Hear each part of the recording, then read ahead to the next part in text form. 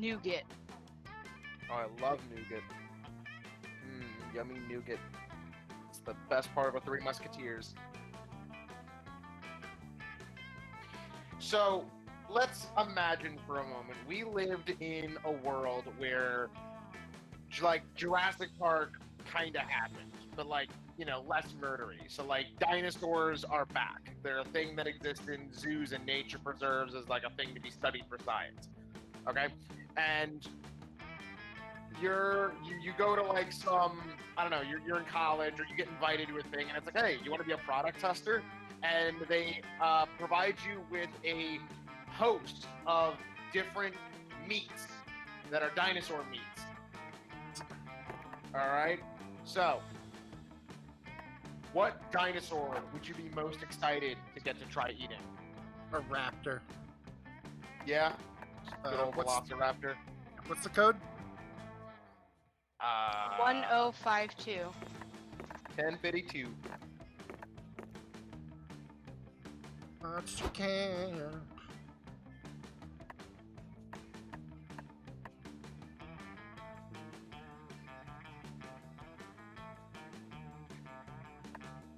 Ready. There it is. Like, how do I ready? Internal voice chat for a top-notch experience. Of course. Hey, Joey, ready up.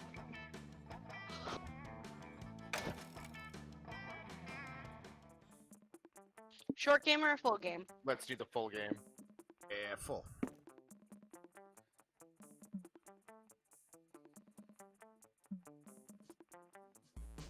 Is this client side or is this... No. So, who wants to be the narrator? So if I skip it, it skips it for you too? Yeah. I have him. Dakota, Joey, you're you the streamer. Joey, Huh? you got the DM voice. You can be the narrator. Oh yeah, Joe, you're the DM. Okay. With school far away, everything seemed possible as the sun embraced us on our way to camp. Summer has that distinct power, doesn't it? You live for the days while the nights inebriate you with possibilities.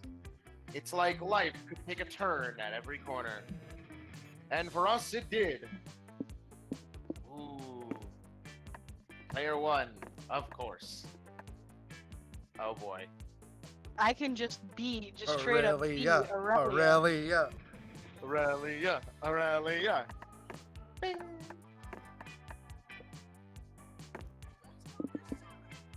Ooh, you get an item. Orgy etiquette.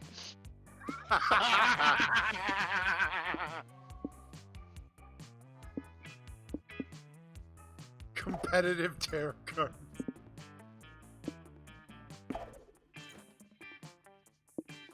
Alright, I know who I'm being. Damn you. Steam some. Oh, you also go for yellow? I love yellow. Oh, you know, I don't want to take him from No, you. no, no, it's fine, it's fine, it's fine. It's too late, it's you've fine. already chosen. Too late. Alright.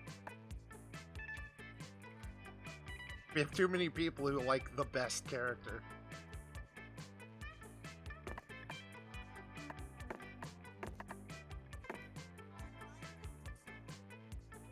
Ooh, what am I bringing?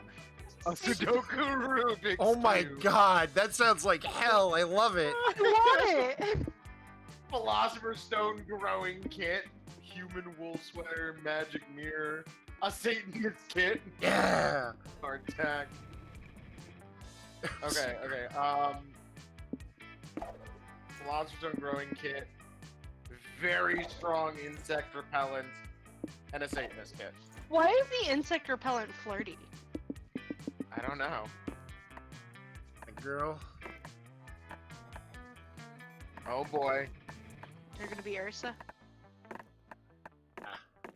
I have a specific name I use when I play Lady. Marmar. Let's see. It's the same SpongeBob thing! I'm just seeing Bill Cipher as a ring. And a radioactive lipstick. What? Pocket therapist. Pocket therapist. And small What is the middle floaties. Swole floaties. One might say that the Monster Prom had hardened us on the highs and lows of love. But no, in love, we're always absolute beginners. And summer camp was no different. No one talked about it, but the idea of a summer love loomed over our heads. Close to the last day of camp, there was a meteor shower happening just 3 weeks away. Everyone knew that if you were into someone, you were going to watch that damn thing together. And so, a silent yet powerful pressure invaded us. It was the monster prom all over again. Everything seemed uncertain. Everything but one thing. Whoever we were asking on a meteor shower date, it was probably going to be one of the 6 coolest people on that bus. Joe Johnson Jojima, Witch. a badass witch who wanted to chill a bit after saving the world countless times. Aravi Mishra, a hot-headed adventurer possessed by a curse who had turned her out to be the most annoying roommate ever. Calculester Hewlett-Packard version 1.1, a library computer who had become a sentient robot ready to experience life to its fullest. Dahalia Aquino, a buff blue demon and warmonger who had set her sights on conquering summer next. Damien LaVey, a fearless demon with a taste for destruction and a love of fire. And Milo Belladonna, a Death Reaper, doubling as an internet influencer and who was profoundly in love with life and all its earthly pleasures. Oh, The it's choices really are hard. so hard. I don't know if I want. I think I'm gonna. Okay, I'm going for Gothmon and GF. I don't think I have a choice The because I bus tried trip so was hard long. to fuck her last game. The bus trip was long, and all of summer could be shaped by the first step well taken. And so it was clear, it all came down to breaking the ice and causing a good impression with the right person. Time to break the ice. Besides finding love, what's your main goal at summer camp? To level up as a person, to be the very best at survival, to strengthen my relationship with Marscapone, to earn all the Monster Scout badges, to be left alone just for once, to improve my understanding of living things. Oh god. So it's your turn.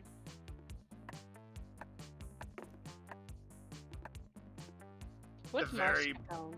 Best at survival. Food. It's Yes. Oh wait, I didn't get to read it. Oh, sorry. here, Trinity, be the woman. Oh, sorry. Okay, she said she's gonna have a fun time spending time with me together.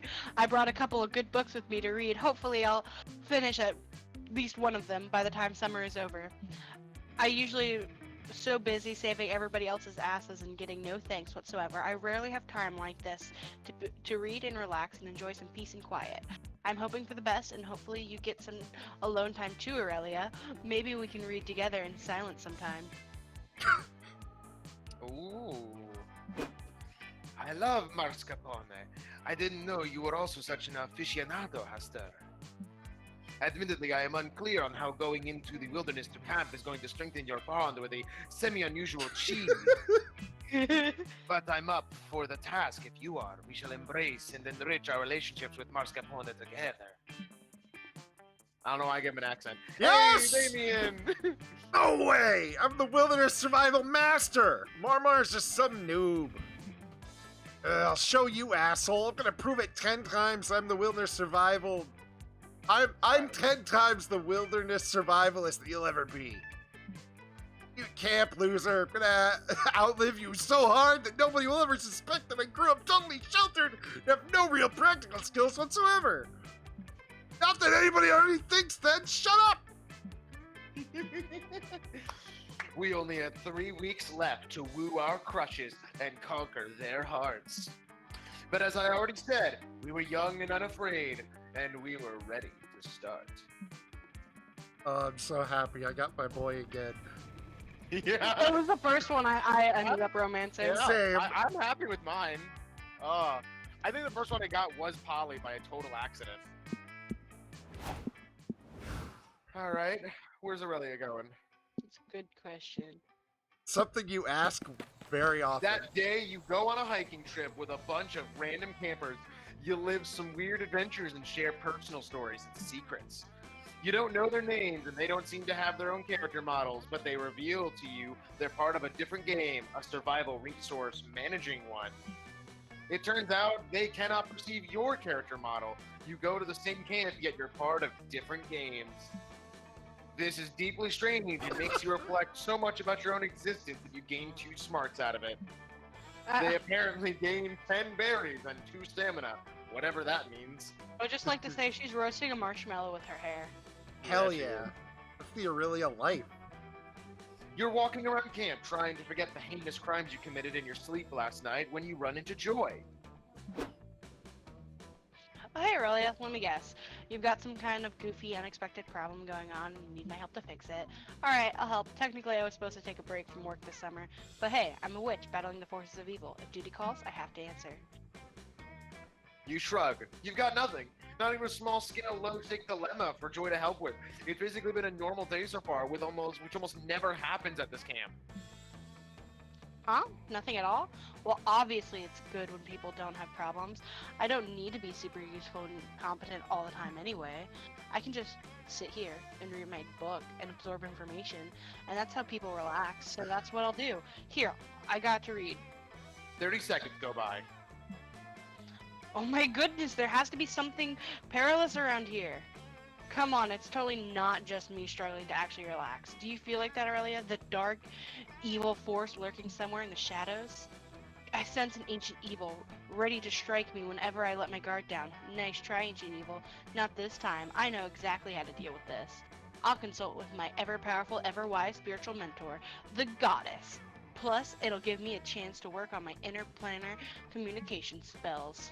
Joy spends 45 minutes on an extremely complex spell. There are quite a few esoteric components, and she ends up using your pubic hair and belly button lint as channeling tools.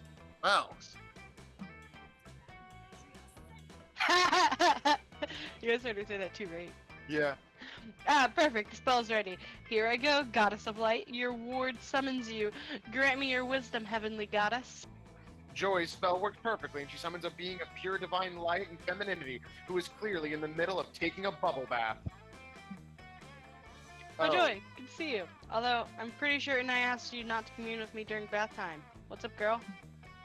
Goddess of Light, your divinity smiles down upon me. I call for you in this hour of need. All that I have sent an ancient evil, gathering its powers to bring about the final calamity. Oh my god. Oh my god, Joy, I promise you, there's no mysterious danger lurking around you trying to ruin your summer relaxation. You're a total workaholic. Take a break. Surely you jest, Divine Light, for it is my sacred duty to protect the world against the forces of evil, and I would totally never manufacture a catastrophe. Catastrophe, just to feel useful or anything. Sure, well, I just used my omniscient powers to scan all the universe, and it seems pretty chill. Guess I'm gonna enjoy the day by relaxing in my bath. What about you, Joy? Psst, Aurelia, isn't the goddess acting weird? What if some ancient evil fooled her into letting her guard down? There's gotta be some kind of danger here, right? Seems like Joy won't be satisfied until there's a disaster she can quickly and competently disarm. Quick, find something dangerous for Joy to deal with. The dangers of a poor skincare routine. The goddess is, what, like several millennia old? That skin won't care for itself. The dangers of ever-growing atheism among the younger generation. Every second, fewer and fewer will give a fuck about the goddess's divinity.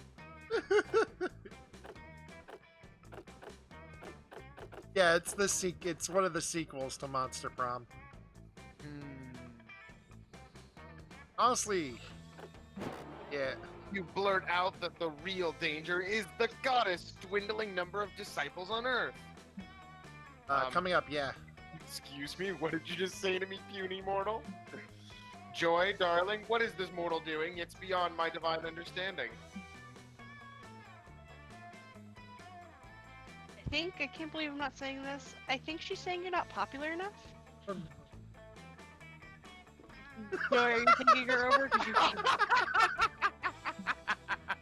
Oh no, that doesn't sound like a what a funny joke laugh. It sounds like I can't wait to smite this idiot laugh. You start nervously sweating. You idiot mortal, I don't care about how many followers I have. It's quality over quantity when it comes to disciples. Do you know how many humans are literally total losers? Like almost all of them. I don't allow just anyone to worship me. I only reveal my divinity to people that I like. Duh. I mean, Just think about it. If I didn't screen my disciples, you could be worshiping me right now. Gross.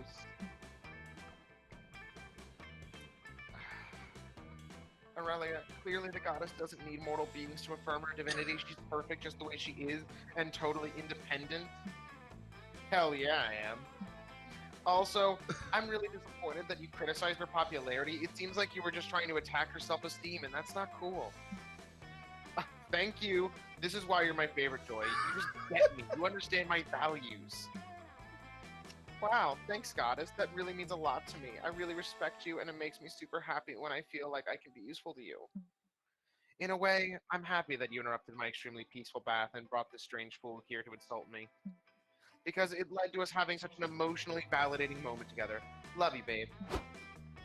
Joy is very happy about her emotional bond with the goddess, but super grossed out by you. You decide to try atheism. But you're so annoying about it that even the atheists are now seeing you too fun to creativity. Oh no! Alright, my turn. I'm so sorry, Serenity. Got brutally turned down.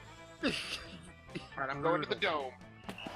It's a typical bloody Camp Dome battle royale. While you're hiding to catch a breath, a severed fist flies through the air and lands in your lap. You unfold it. The fist was holding a tarnished silver locket containing the photo of a loved one, likely waiting for the hand's former owner to return home safely. You toss that behind you and also find a crumpled up coupon redeemable for +2 charm at Pedro's Pastrami Paradise. Rad. Thanks, mysterious hand. Later, you're super excited. You found a package of weird cookies by your tent, and you're about to dig in. Fuck yeah, cookies! Well, if it isn't a stir. Put down those dog cheeks, darling. I need your assistance with a job. Help me out, and I promise I'll make it worth your while. Milo just saved you from eating literal dog food, so you figure you owe them one, and besides, you'll do anything for this sexy reaper. You agree to help with the gig. Milo leads you to a corpse with a soul floating over it. Wow, I guess souls are just like glowing balls that float, and people can just see them. Good to know. Aw, aren't you an adorable little soul? Hello, dear. My name is Milo. I'm deaf, obviously. The soul responds, hail and well met. I am the master of peasant torture for my divine sovereign, the Mer King. If memory serves, the Mer King chopped off my head. Yep, you're super dead. I'm here to take you to the afterlife. Aren't you a lucky soul, You could have ended up with one of the less fashionable reapers. I suppose I just never thought that my life would be cut short so soon, and the circumstances of my death, so tragic, so murderous, so headless. I shall tell you both the tale. One night, the Mer King suffered a strange, violent attack on his life. He thought the attack was a coup orchestrated by his small council. A coup? The Mer King? This is all sounding strangely familiar. Keep going, darling. I'm officially curious. And thus the Mer King killed us all in a blind rage, but I saw the attack with my own eyes. 'Twas no coup. Rather, it was an attack committed by a strange hot ghost and some kind of hairy dog man. Oof. Oh man, this is sounding familiar. The ghost and the dog snuck into the Mer King's chambers and glued a single golden coin to the floor. The Mer King bent down to pick up the coin, but he couldn't grasp it. He looked quite the dunce, I assure you, and while he was struggling to pick up the coin, the ghost dropped an anvil on his head. The nerve! Wow. Yes, what a tragic, horrible, violent prank. Attack. What a mischievous fiends. But despite the tragedy of my death, I see now what a precious gift life has been. I only wish that I had lived it more fully, more boisterously. So true, babe. I love your attitude. So rare to meet a soul that appreciates life. After all, life is like a river, and we're all just paper lanterns floating along it. Truly, look, I even made a bucket list containing the 246 things I wanted to do before I died. What a tragedy that I did not complete even a single item from this list. Oh, darling, really? Not even a single item? I really shouldn't do this, but I'm such a natural empath, I can't resist. I'm going to bend the rules just this once before I take you onto the afterlife. You can pick one item off your list, and Esther and I will help you complete it. Aye, thank you, gorgeous and elegant angel of death, but oh, which shall I choose? Which? You take a look at the bucket list and you see it, the perfect bucket list item to finish off this reaping gig and impress Milo while you're at it. Suggest it, baby.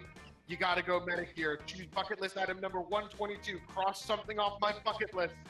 There's only one thing on this list we're doing. Bucket list item 46. Become immortal. Fuck.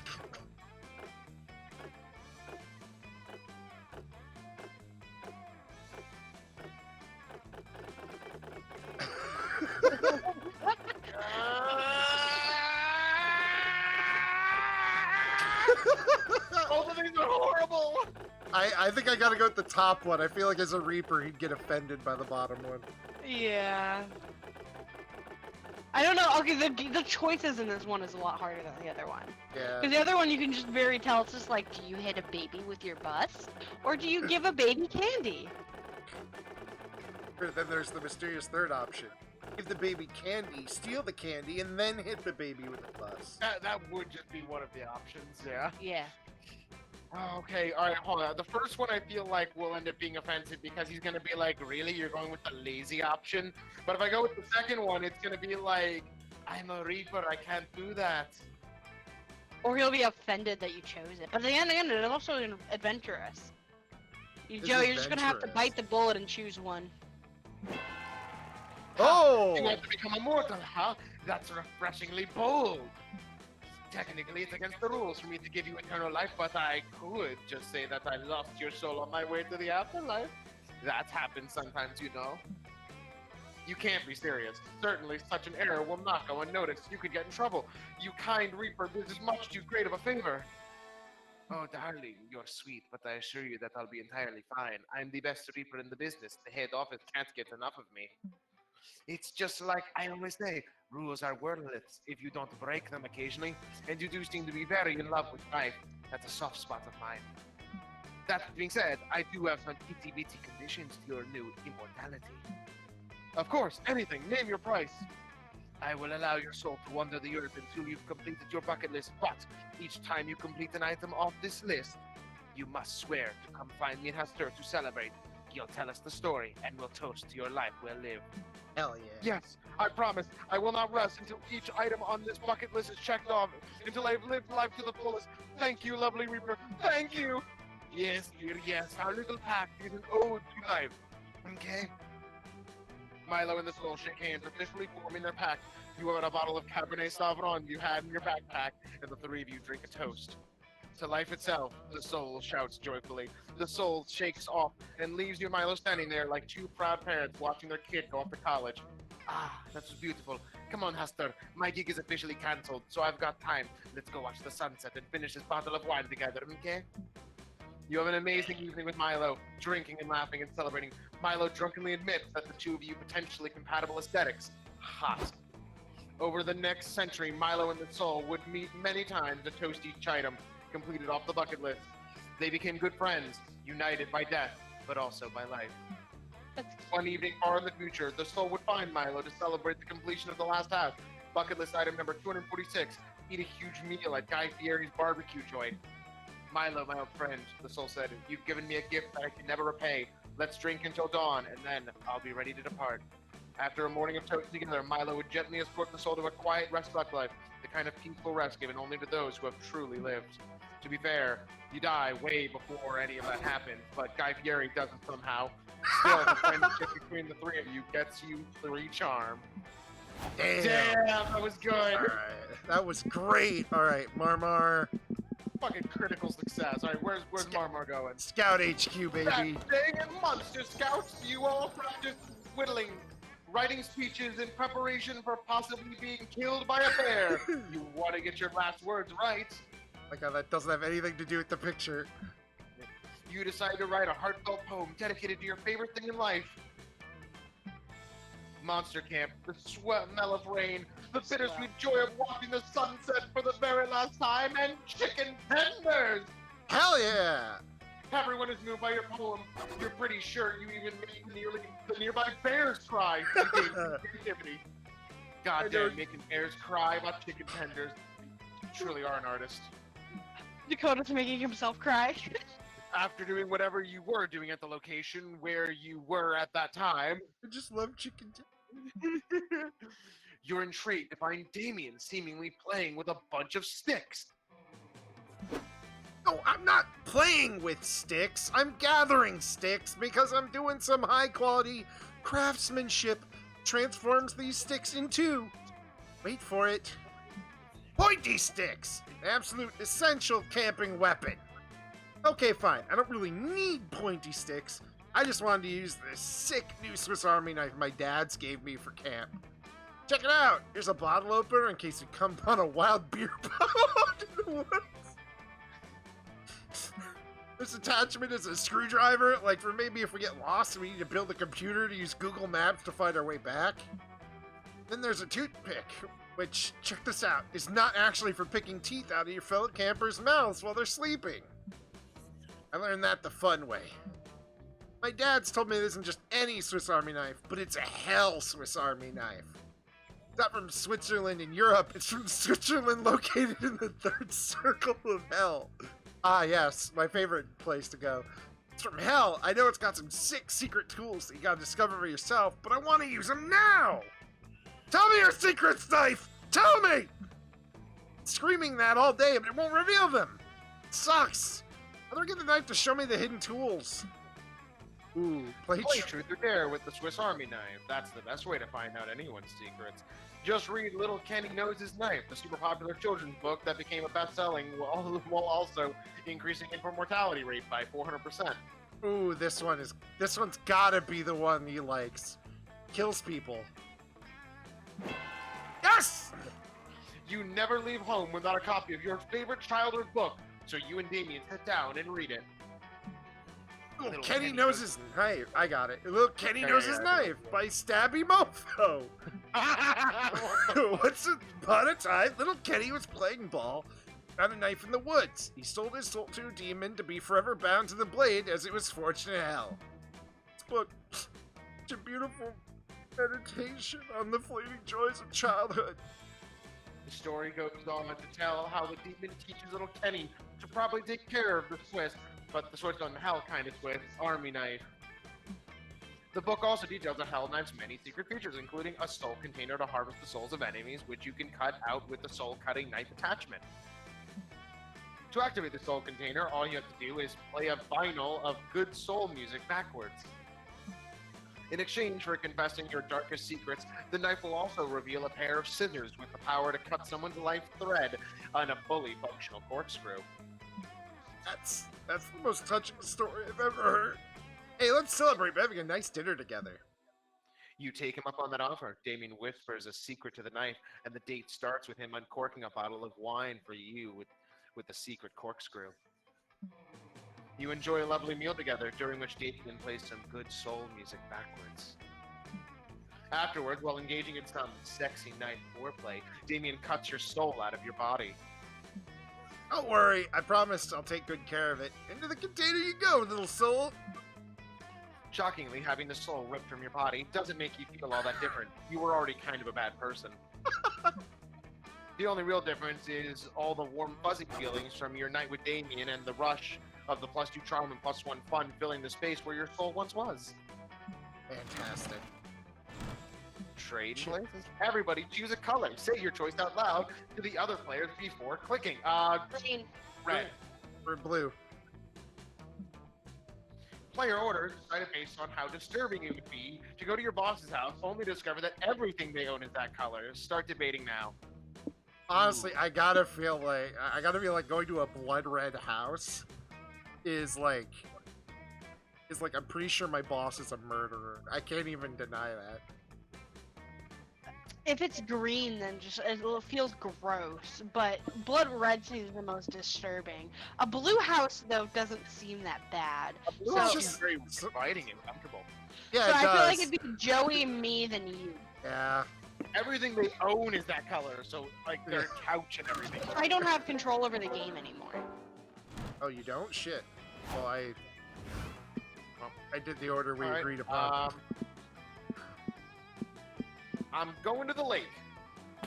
Pass. That day, you decide to take a swimming class in the lake. You learn all sorts of cool swimming techniques. The backstroke, the side stroke, the Macarena stroke, the mime having a stroke. All those strokes sure are fun, though perhaps a bit mechanically concerning. You gain +2 fun. There's little you love more than loving on Milo, so it's fun to see how many other people are in the same lovesick boat.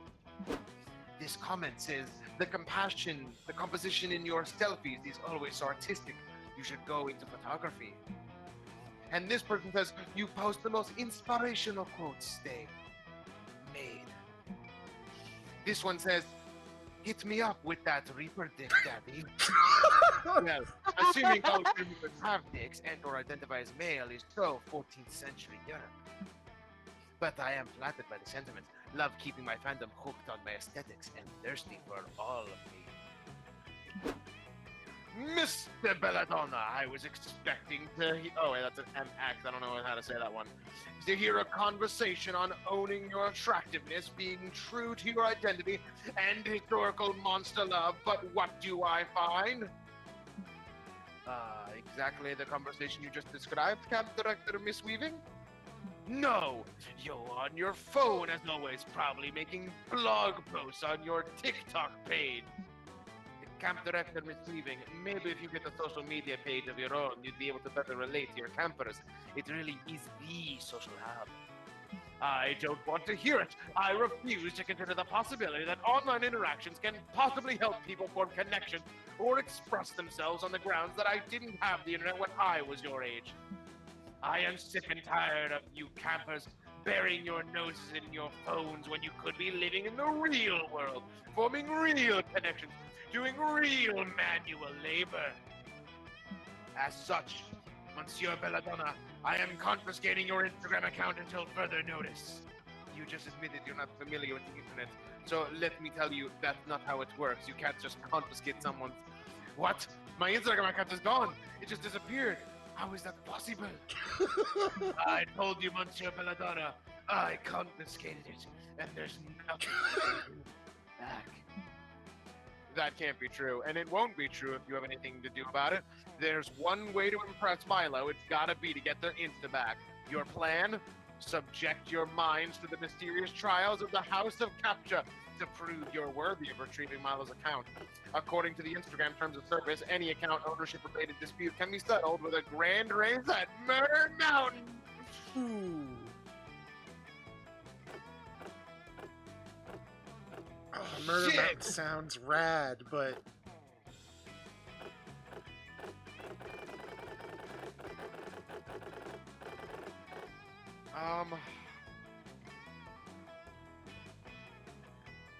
Fuck. Going through a bunch of trials to get his thing back is impressive, but it also feels like the kind of thing the game would punish me for. But this... Of Oh! course, I always forget that Instagram is actually a Postman 2 incorporating an acronym, Insta for instantaneous. And Gram is an acronym for Grand Race at Murder Mountain. They dropped the second M around the same time Facebook dropped their... What? That's absurd. That timeline sounds suspect at best, and I refuse to participate in any sort of race. I have a summer camp to run. Great. I'll just let Instagram know that you are forfeiting the race so they can restore my account to me. They're saying that to have an account returned, you must make it down Murder Mountain, even if there's no opponent for you to race against. I'm still in it if you are, Hasler. You and Milo take the perilous journey to Murder Mountain while you're greeted by Instagram's senior executives beaming at you with excitement as they explain their rationale. Honestly, Instagram was always an elaborate scheme to get more people to participate in the grand race down our beloved Murder Mountain.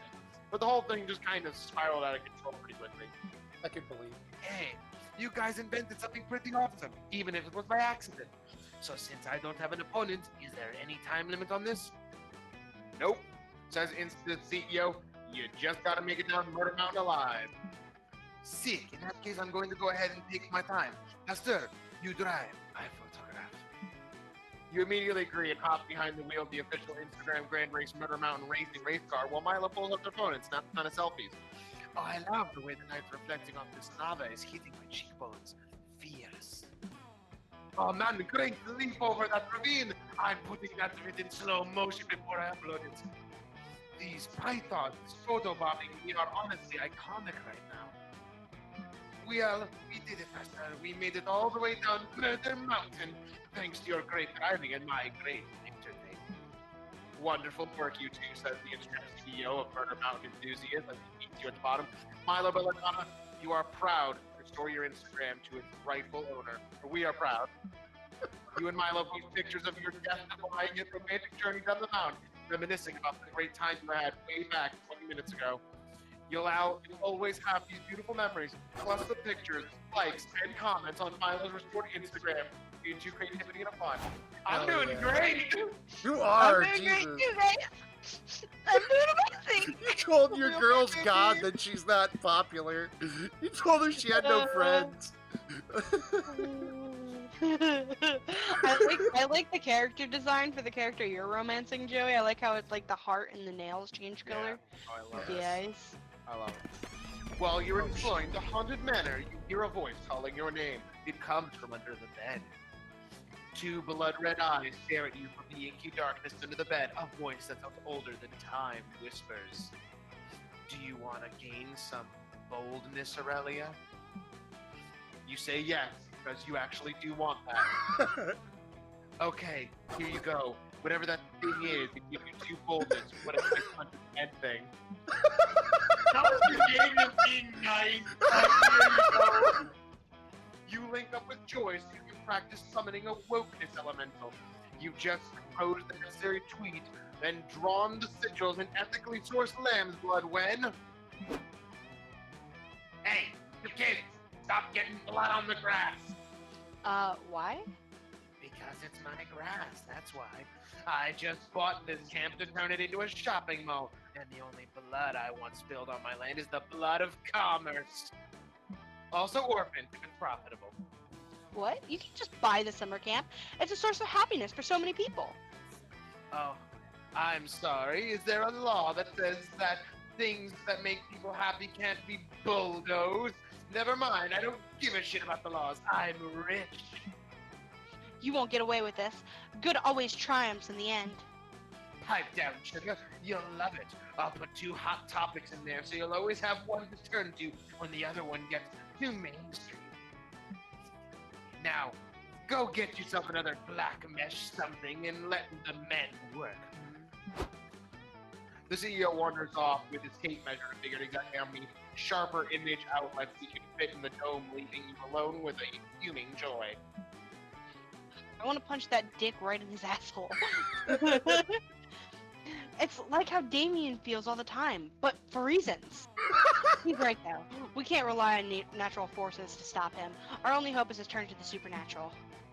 Joy whips out the biggest spell book you've ever seen and slams it down on the graph. Geez, where was she keeping that thing? Pocket pussy. This is the tome of, the most powerful collection of anti-capitalist magics ever assembled. There must be something in here that can put an end to that horrible man's schemes, but what? You search the ancient pages for the perfect spell. You narrow it down to two options. Sacrifice 1,000 shares of Fortune 500 stock to summon the invisible hand of the market. Or construct the only artifact powerful enough to imprison a Monopoly man, the Go to Jail card. Of course, the Go to Jail card is a powerful artifact indeed. Yeah. Ever since it was first widely distributed by the You fraternity. keep taking over my things! We're not reading. It's because you started reading as soon as it popped up! Oh, yeah, I didn't realize who it was until I was You already did this last time too! Go on, Serenity. Ever since it was widely distributed by the fraternity of Parker, it has been a potent tool in the struggle against monopoly. All we need is the appropriate regions. Let's see, stock of card, ink of jet, and a printer to bind them. Yes, I think this just might work. And I'm back. Pardon my absence. I was just doing an evil monologue while making a poor person shine my shoes. Now, what futile stratagems have you concocted to defeat me? A bake sale, a rock concert for charity, some other pointless display of youthful vigor? It won't work. But we have something much more effective. Behold, the go to jail card! That pathetic thing. It might have worked on me a long time ago, but it's useless now. I'm a billionaire, sweetheart. Jail is for other people. But Monopoly. Sure, the Parker brothers were a thorn in our side for a while, but we outsmarted them. Why do you think video games were invented? Obviously to sap power from the tabletop industry, thus undermining the authority of Monopoly rules. Besides, you're forgetting about even more potent artifact, one I happen to possess. The Get Out of Jail Free card! What? You can't evade justice with just a simple piece of cardstock. That's stupid. Is it any stupider than trying to send me to jail with a single piece of cardstock?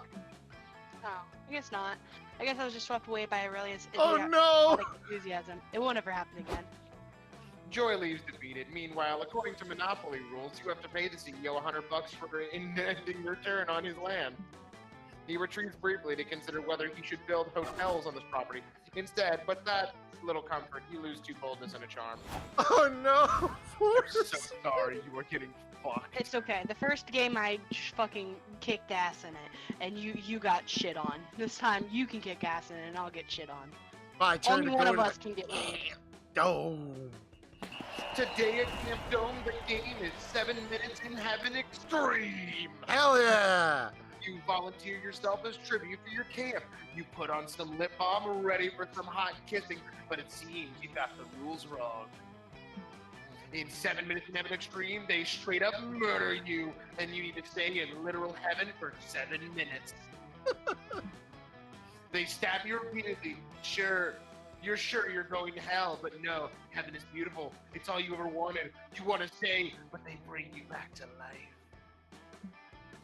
You are cheered by your teammates, but you will never be the same after being taken from heaven. You do look more heavenly, though. That translates into 2 charm. Woo! You return to your tent for some alone time after all the drama, but you should have known drama would follow you to your tent. You see Damien punching everything. Ah, fucking mosquitoes! Why don't you suck the blood out of my fists? The mosquitoes, which you now realize are what he is actually trying to punch, seem to more than happy to oblige. They swarm all over Damien's furious hands. And all over everything else, including your attractive face, which immediately gets punched by Damien. Oh, is someone there? My punch sense is tingling. Oh, it's you, Marmar. I didn't see you there because I was blinded by my rage, these stupid mosquitoes. Seriously, I hate these little fuck buttons. They can just come over here and steal my blood. I didn't even know they had fists, but it looks like one of them just punched you in the face. Not only are they stealing my blood, they're stealing my whole thing.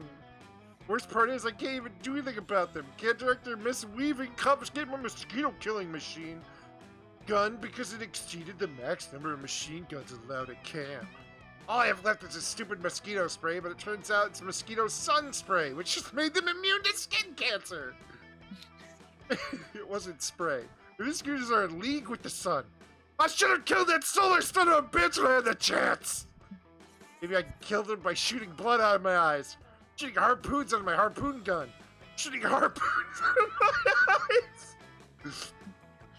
Oh dear, it seems like Damien discovered an experimental new level of murderous rage. You better find a way to rid him of these mosquitoes because you're the only one who should be allowed to fight that spicy red skin. Hell yeah. Steal So Damien's Damien's- blood back from mosquitoes in the most ambitious heist in camp spooky history. Mosquitoes can't stand the smell of lavender, citronella, or lemongrass. Replace all of Damien's blood with essential oils. One of these is much more obvious than the other, but also I feel like one of them is so unobvious that it's the answer. But I'm gonna go with stealing his blood back. Fuck! Heist, you crazy son of a bitch! I'm in, and I know just the guy. And Damien leads you through a false tent with a secret sub-basement, past a password door, and into an underground speakeasy gambling den shop laundromat. You're greeted by a writhing ball of fingers and a tank top smoking a cigar. Damien LeVay, it says somehow. I didn't know you were still alive. Not for a lack of trying, Jimmy Fingers. Listen, I'm putting a crew together and I need a hand, if you know what I mean. Too bad, says Jimmy Fingers. I'm all thumbs. Come on, Jimmy, one last job. What would Delilah say if she... All right, you devil. What's the job? A casino? A bank? Some kind of bank casino hybrid? Even better. This time we're stealing all of my blood back from the mosquitoes that bit me at summer camp. All of the blood from all of the mosquitoes? Are you telling me? That's right. I'm talking about a classic Transylvania hot tub, a Seth Brundle, and a reverse Romanian Wilkinson. A look of awe creeps across Jimmy's fingers. You crazy son of a bitch. I'm in. One montage set to upbeat jazz music later, you've gathered your crew. Another montage, you've completed the highs. God bless jazzy montages. But when you open the biohazard bags, hoping to find Damien's blood, what you find instead is... Beans! We've been betrayed!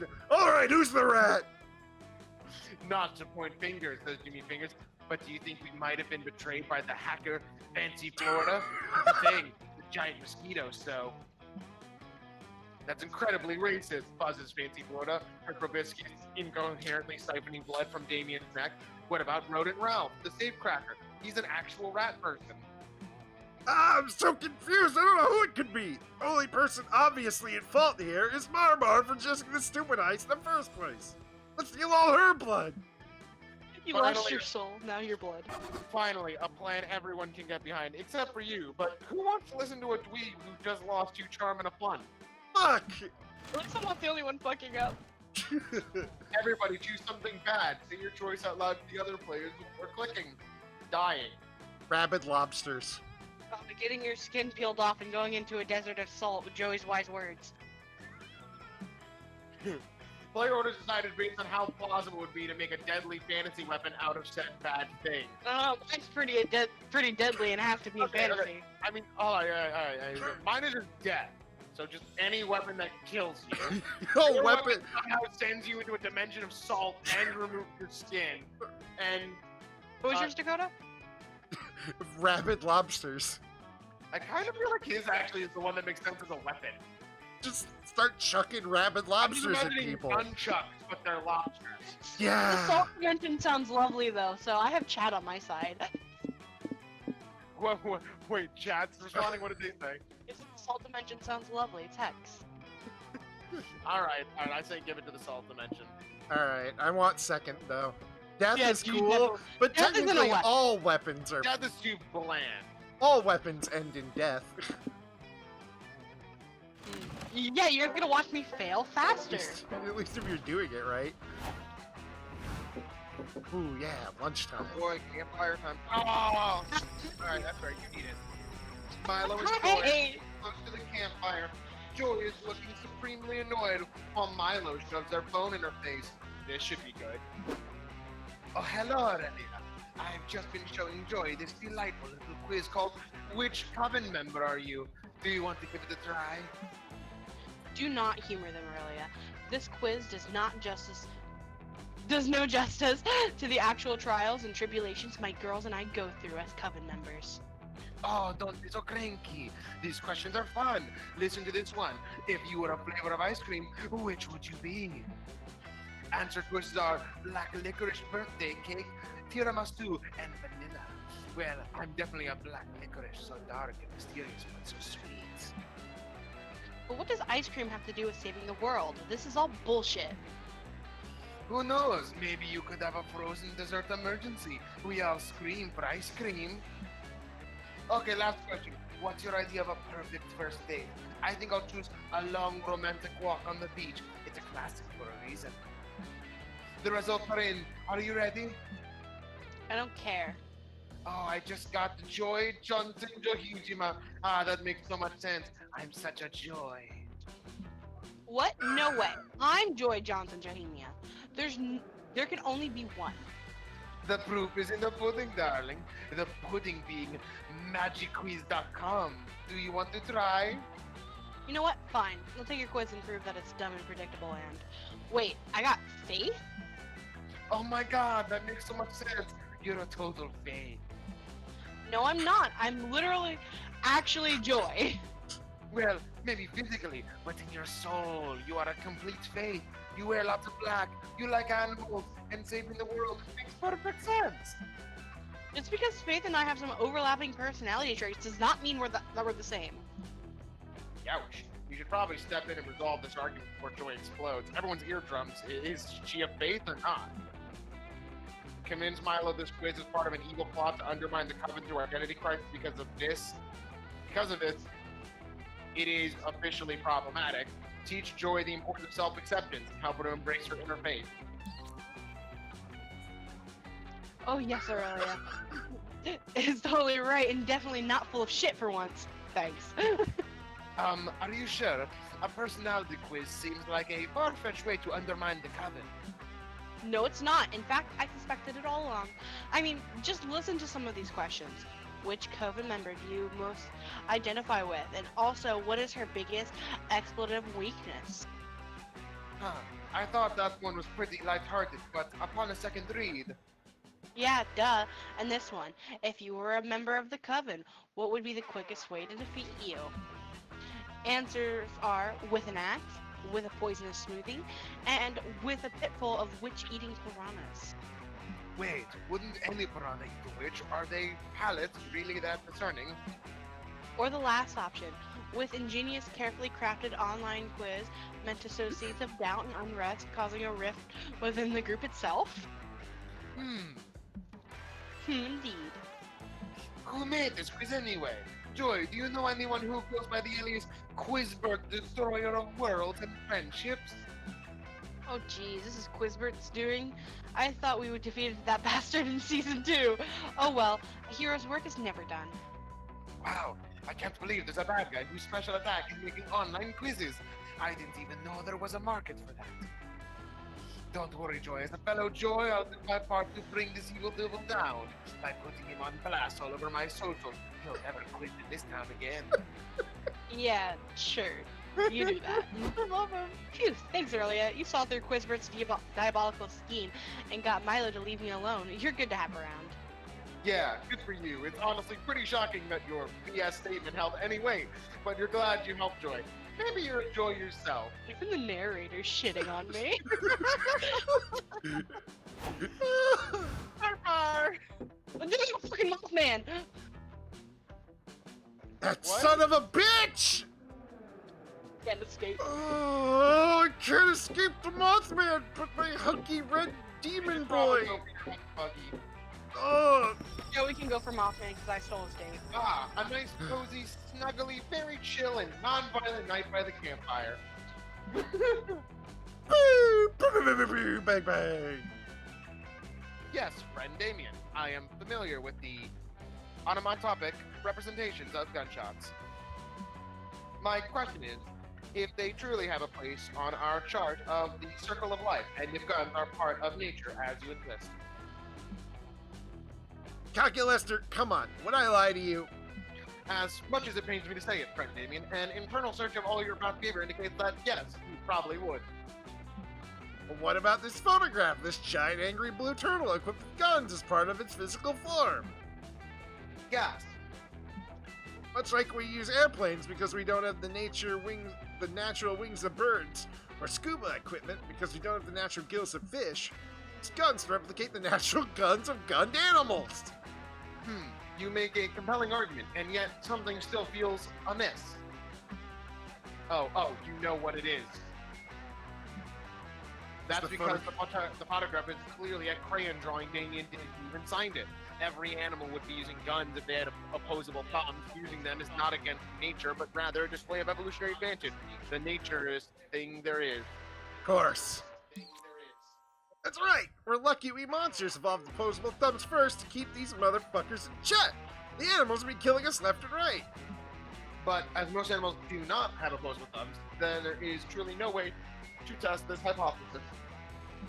Of course there is, Cal. It's called using your imagination. I am physically incapable of imagining anything. It is one of my many shortcomings as a tragic facsimile of a free-thinking being. Then allow me. Think of it this way. Animals use any weapon they're capable of grasping to do the most damage possible. And this is the hypothesis that I can prove and will prove right now.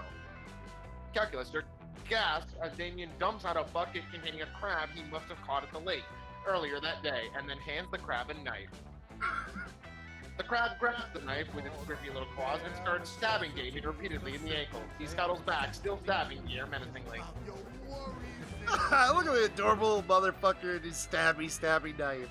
He looks so cute and silly, I don't even care that I'm bleeding. Friend Damien, your hypothesis was correct. That crab attacked you. Yeah, obviously. We were all here, but now check this out. Damien pulls out a gun because of course he has a gun.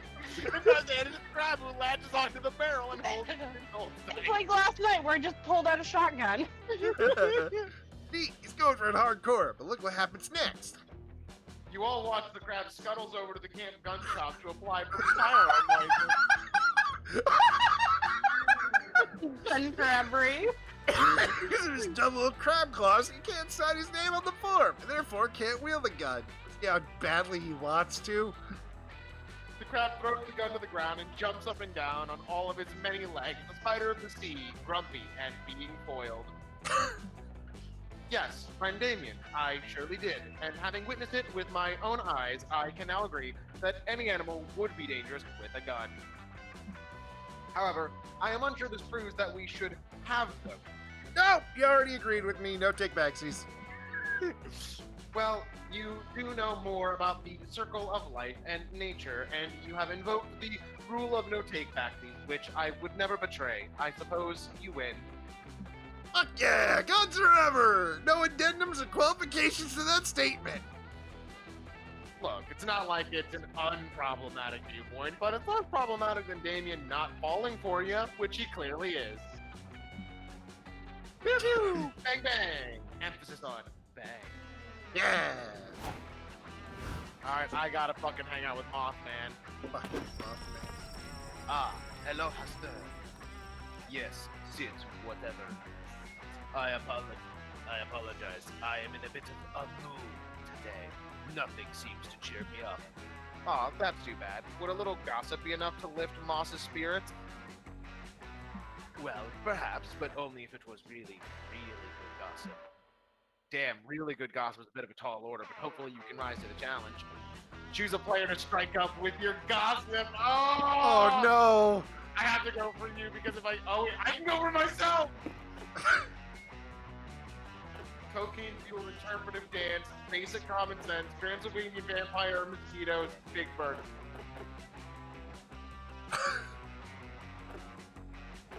Lord Poseidon? Oh my Sounds god. like Joey. Hashtag so. Oh my god. Oh my god.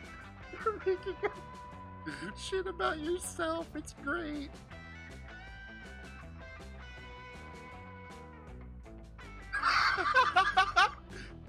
Wow, that was incredible gossip, Hester. My mood is now so much happier. I can't wait to tell this to everyone whose spirits need uplifting. Thank you for everything. You make the conscious decision to spread lies around camp. Great move, asshole. Anyway, you overhear your rumor being spread. Hey, did you hear about that time Pasteur wrote a tweet that went totally viral? Apparently, back in 2016, Pasteur drank one too many wine coolers and tweeted, "Sorry, but the concert cocaine-fueled interpretive dance is totally problematic." So, Pasteur. The tweet blew up overnight and nobody could shut up about Astor's hot take. I heard so Astor even started trending. Of course, such a spicy opinion is going to receive some backlash. Apparently, the weeaboo community is pretty unhappy with that, Astor had to say. But then a viral account run by Lord Poseidon tweeted, "Yo, Haster is totally the right one to talk about it. More on my podcast. Hashtag so Haster." Haster tweeted me on Lord Poseidon's podcast, and apparently they have been promoting ever since. What do you think about that? Maybe we shouldn't glorify somebody based on a tweet they wrote so many years ago, but it's still something to think about. Also, I love this guy's design. I don't know who the fuck he is, but I love him. It's you. Well, viral fame is fleeting, but gossip is forever. Haster gains more creativity. Yeah. Man, that worked out well for me. Hell yeah. Oh, Welcome. You new here? Don't fret. Let me explain how this works. I will prepare you a drink. The drink of the day. You may choose to drink that one. But if you're not interested, you're lucky. There's a mystery box with a second option. It could be better. It could be worse. But one thing is for sure, it will be mysterious. And these drinks, look, choose whatever you want, but I'm not responsible for whatever you put in your mouth. I'm a wizard in training. For you to test my concoctions is somewhere between kind and reckless. So get ready and good luck. Aurelia. No idea if I got the recipe right. Want to try it? Otherwise, you always have the mystery box. Sex on the beach. Or the mystery box. Of course. Yeah, no, totally. I was testing your common sense. And you passed. Your prize is the drink you chose. Look at the cat. Look I at love him. Look, dear, look. Wizard cat. Wizard cat making drinks. I'm so It's glad a the wizard cat's cat doing bartender. sex. Ooh. Not the No idea if I got bees. the recipe right on this one. Otherwise, you always have the mystery box. Not the bees! I gotta take the mystery box. I can't deal with bees. Not again. Pair Pair of of- beer boots. The mystery box. So both of you. Hope you're happy with it. No refunds. Yeah, one for me and one for Damien, baby. Bone. What do you say? Will you take the drink of the day? I drink the bone hurt juice every day. You have bones? That's a great question. This won't hurt you. It's great. You should be fine.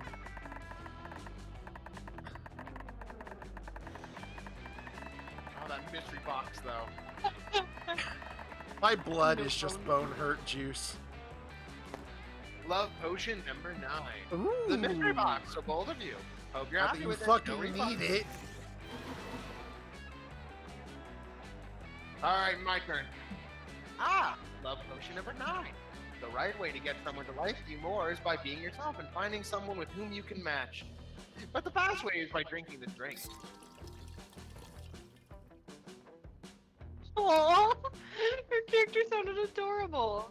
Sex on the beach. A sex on the beach. I bought this drink to the next level, as you can see. Give it a try, I assure you. It'll be a fun ride. Oh, God, I'm concerned. Pair of beer boots.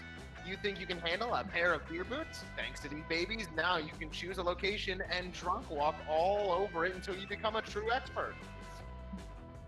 After that, anyone can end up earning twice as many stats from visiting it. Fuck! Hope you can stomach that. Happy trail. I just helped you guys. So wait, what Everybody- happened?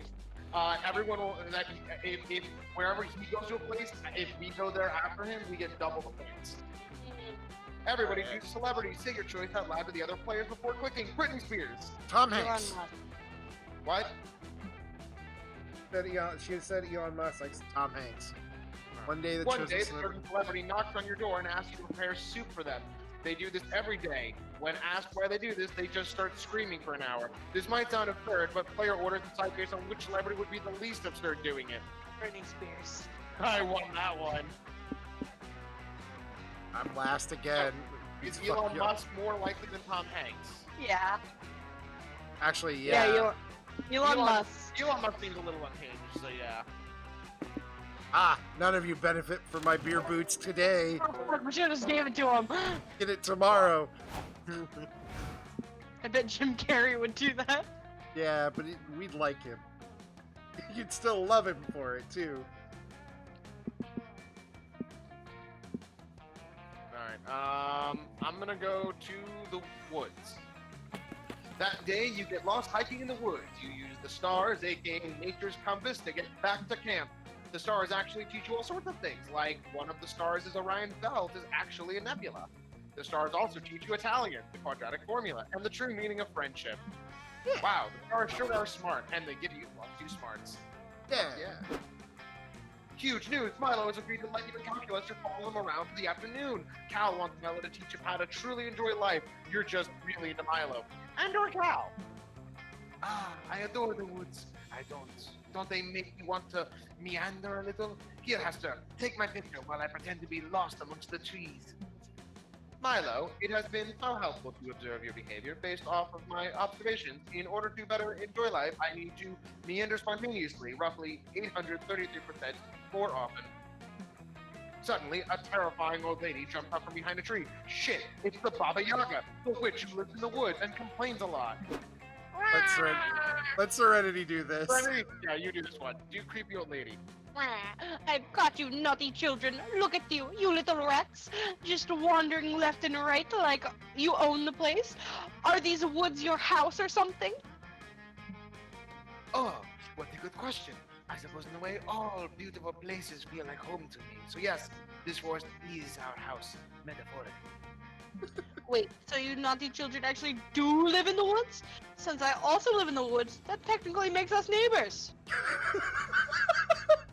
I like where I this love is it. going. And since we're neighbors, it's your duty to cat sit for me while I'm on vacation. I'm going to a convention for child eating enthusiasts, and somebody might care for Mr. Beanzo.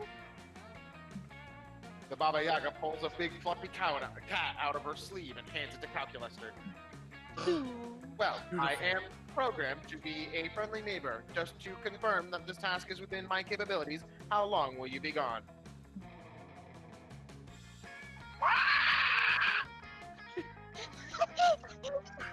No, I did just speech for you. Who knows? It could be 2 hours or 2 years. Goodbye, naughty children. The Baba Yaga throws a smoke bomb in the ground, and when it clears, she's gone, and Calcula's still holding Mr. Beanzo. You're cat sitting now, baby. Cat. I find this series of events very stressful. Cats are such enigmatic life forms. I barely have any knowledge on how to care for them.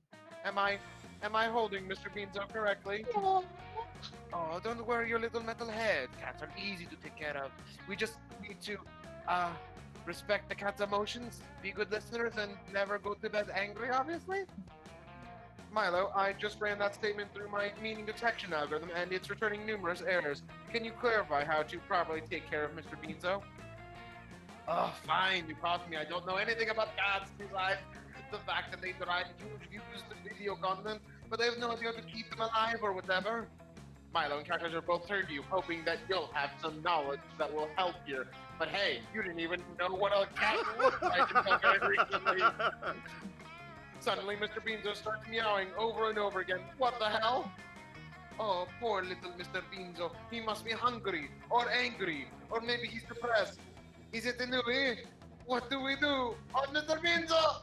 Shit, you're out of time. Make up your mind quick. What the fuck does this cat want?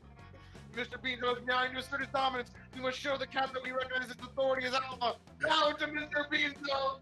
Mr. Beanzo wants all cats want to drive a bitchin' Ferrari!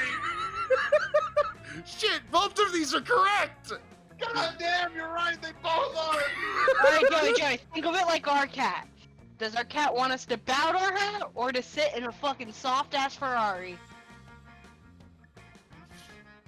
The fact that you worded it like the Ferrari's the correct one is convinced me it's the wrong one. I'm just trying to assume what cats will get pleasure out of it. Worship or comfy? Both are correct, but which one is more correct? That cat looks like it deserves to be worshipped.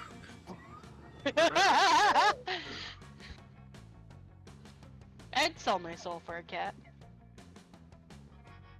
And look at Mr. Beanzo, he's perfect. The only thing better than Mr. Beanzo was the drinking cat.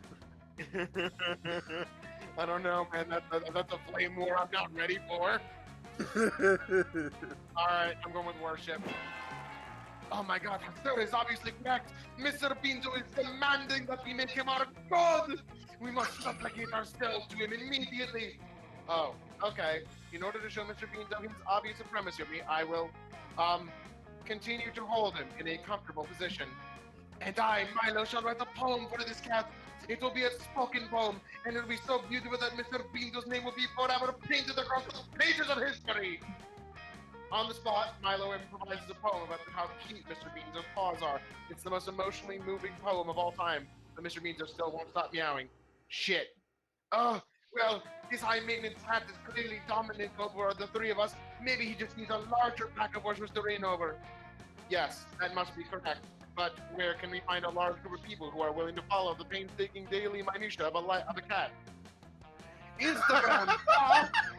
Milo makes Mr. Beanzo an Instagram. He gets super popular immediately, mostly because he's a big fluffy kitty cat with itty bitty little whittle beans for toes. Oh, look at him purring. Mr. Beanzo's so happy to have asserted his dominance over 485,000 followers. Aren't you happy, Mr. Beanzo?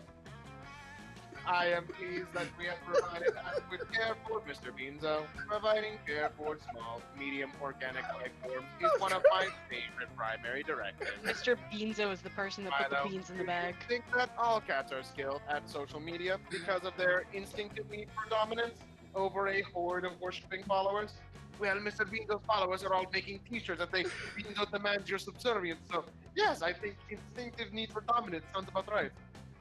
I am also pleased that how Sir provided such accurate cat care advice. Previously, I did not know that social media follows are necessary to keep a cat alive. Yes, it seems so obvious now. Everyone requires social media followers. We perish into irrelevancy without them. That's a fate worse than death. Trust me. I returned from my convention. I ate several naughty children and even a naughty toddler. Go ahead, Joey. Why, look at Mr. Beanzo. He looks so happy, as when I let him nap inside my oven. I suppose I should say good job to you, filthy children. Now give me Mr. Beanzo back. Goodbye, Mr. Beanzo. I'll always remember our time together because I have a bug-free memory storage system and several backups. The three of you wave goodbye to Mr. Beanzo and then immediately monetize his Instagram following. You take all of your influencers' cash and buy 2 smarts and a fun. Hell yeah. Fuck yeah! Joey, you have your first quote. Huh? You have your I'll quote. open up a stream on your other screen. You have a your quote. first quote. Wait, someone quoted me on stream? Hold on, I don't have the chat open. I want to wait if I want Joey to see it.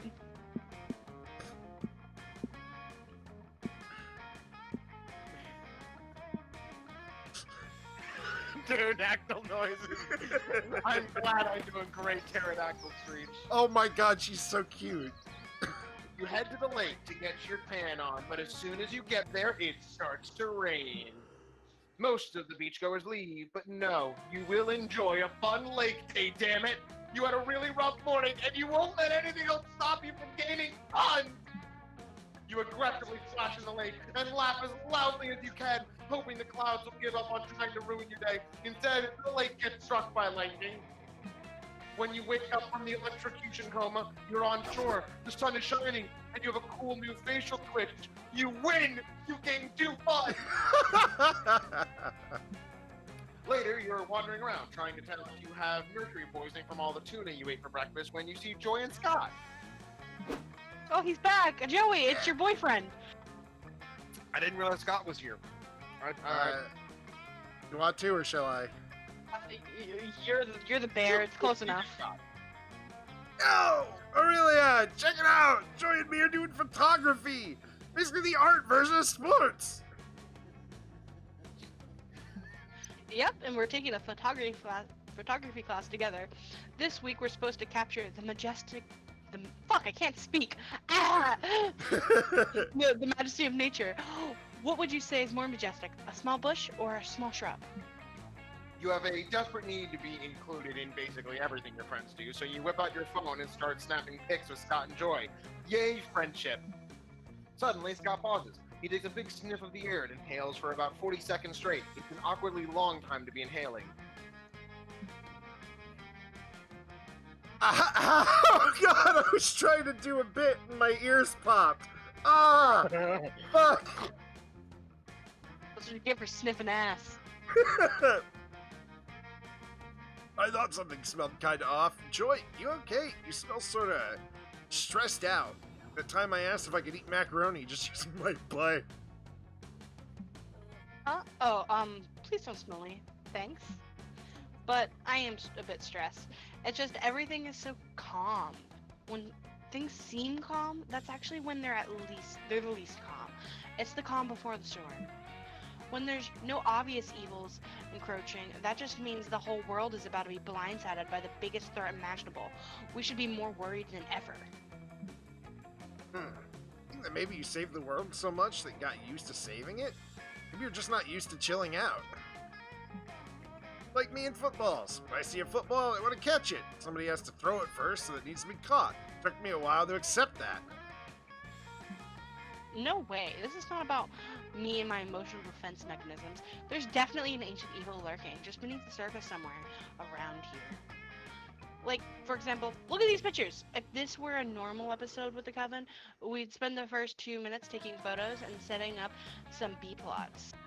And then we discover a mysterious omen in these pictures, teasing the larger evil that's yet to come. See, doesn't this picture of the tree look like a forbidding omen to you? Oh, foreboding.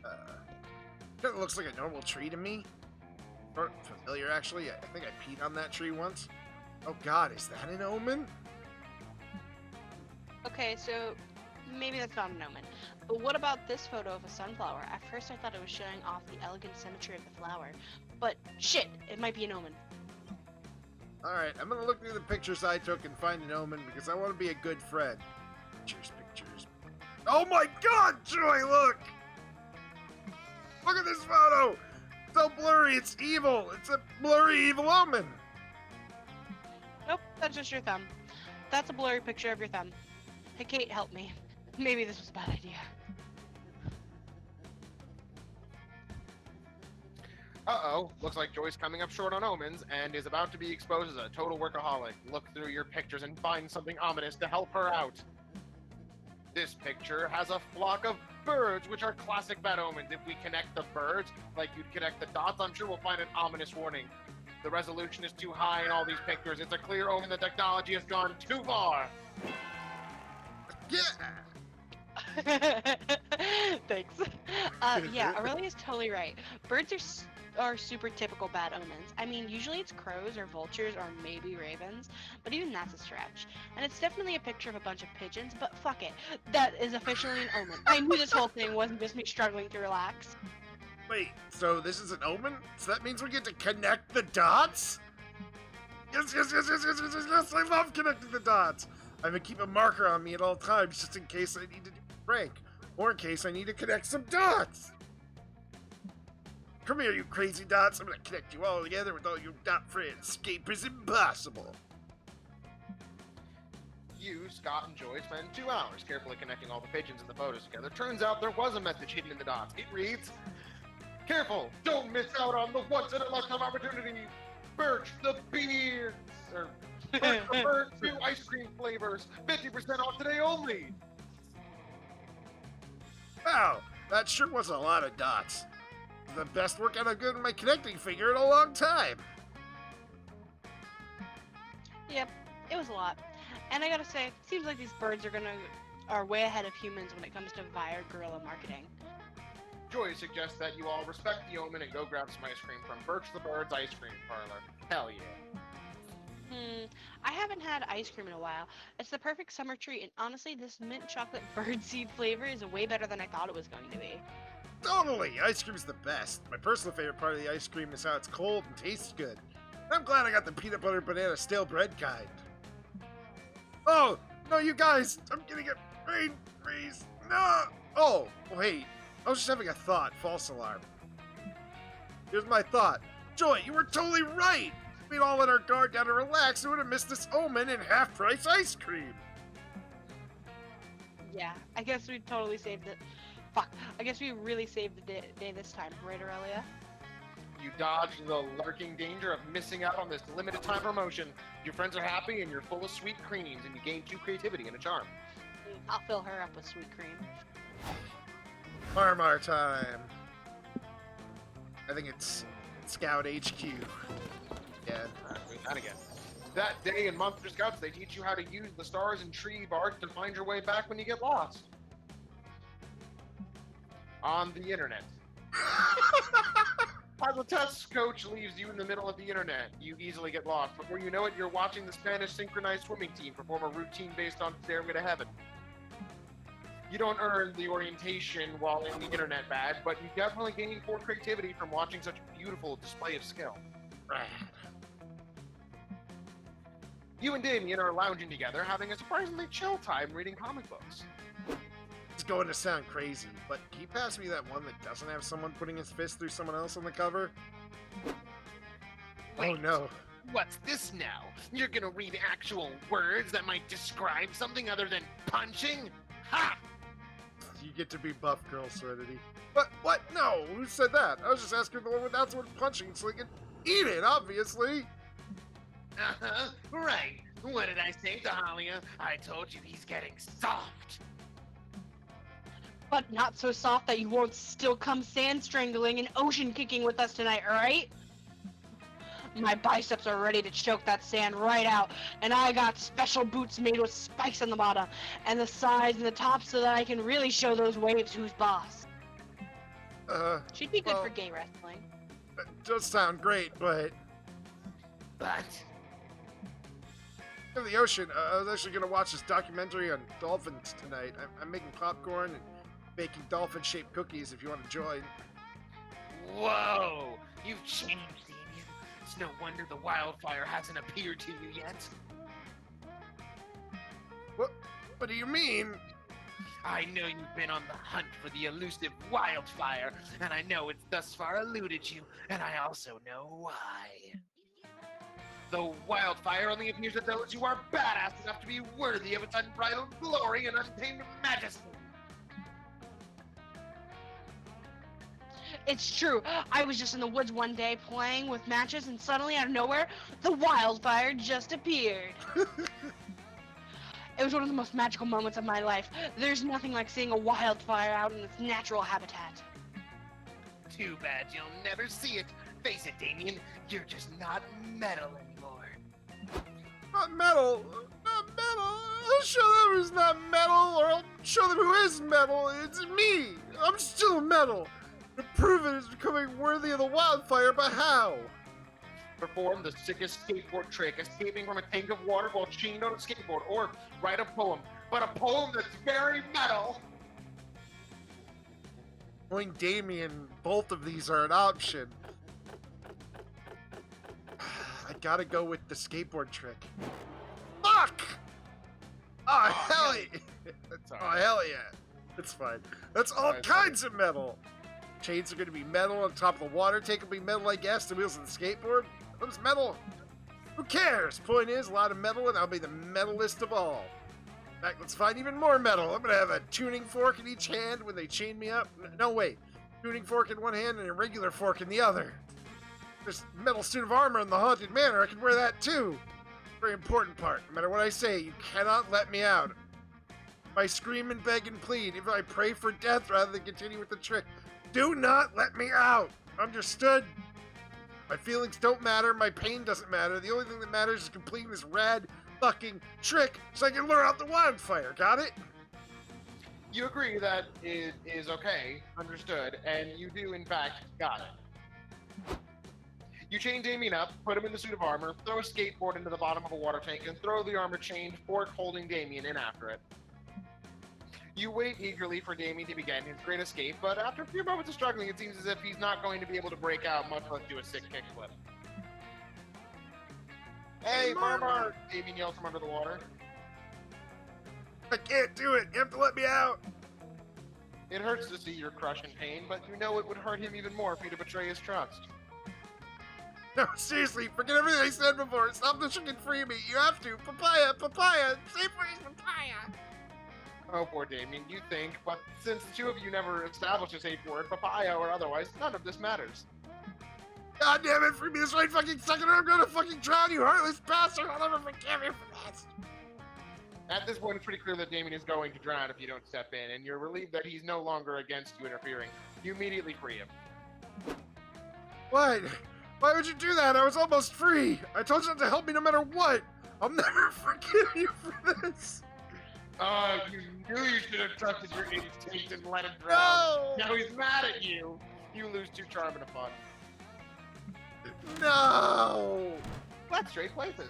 Everybody choose an object. Say your choice out loud to the other people. Dildo. Who's gonna say that?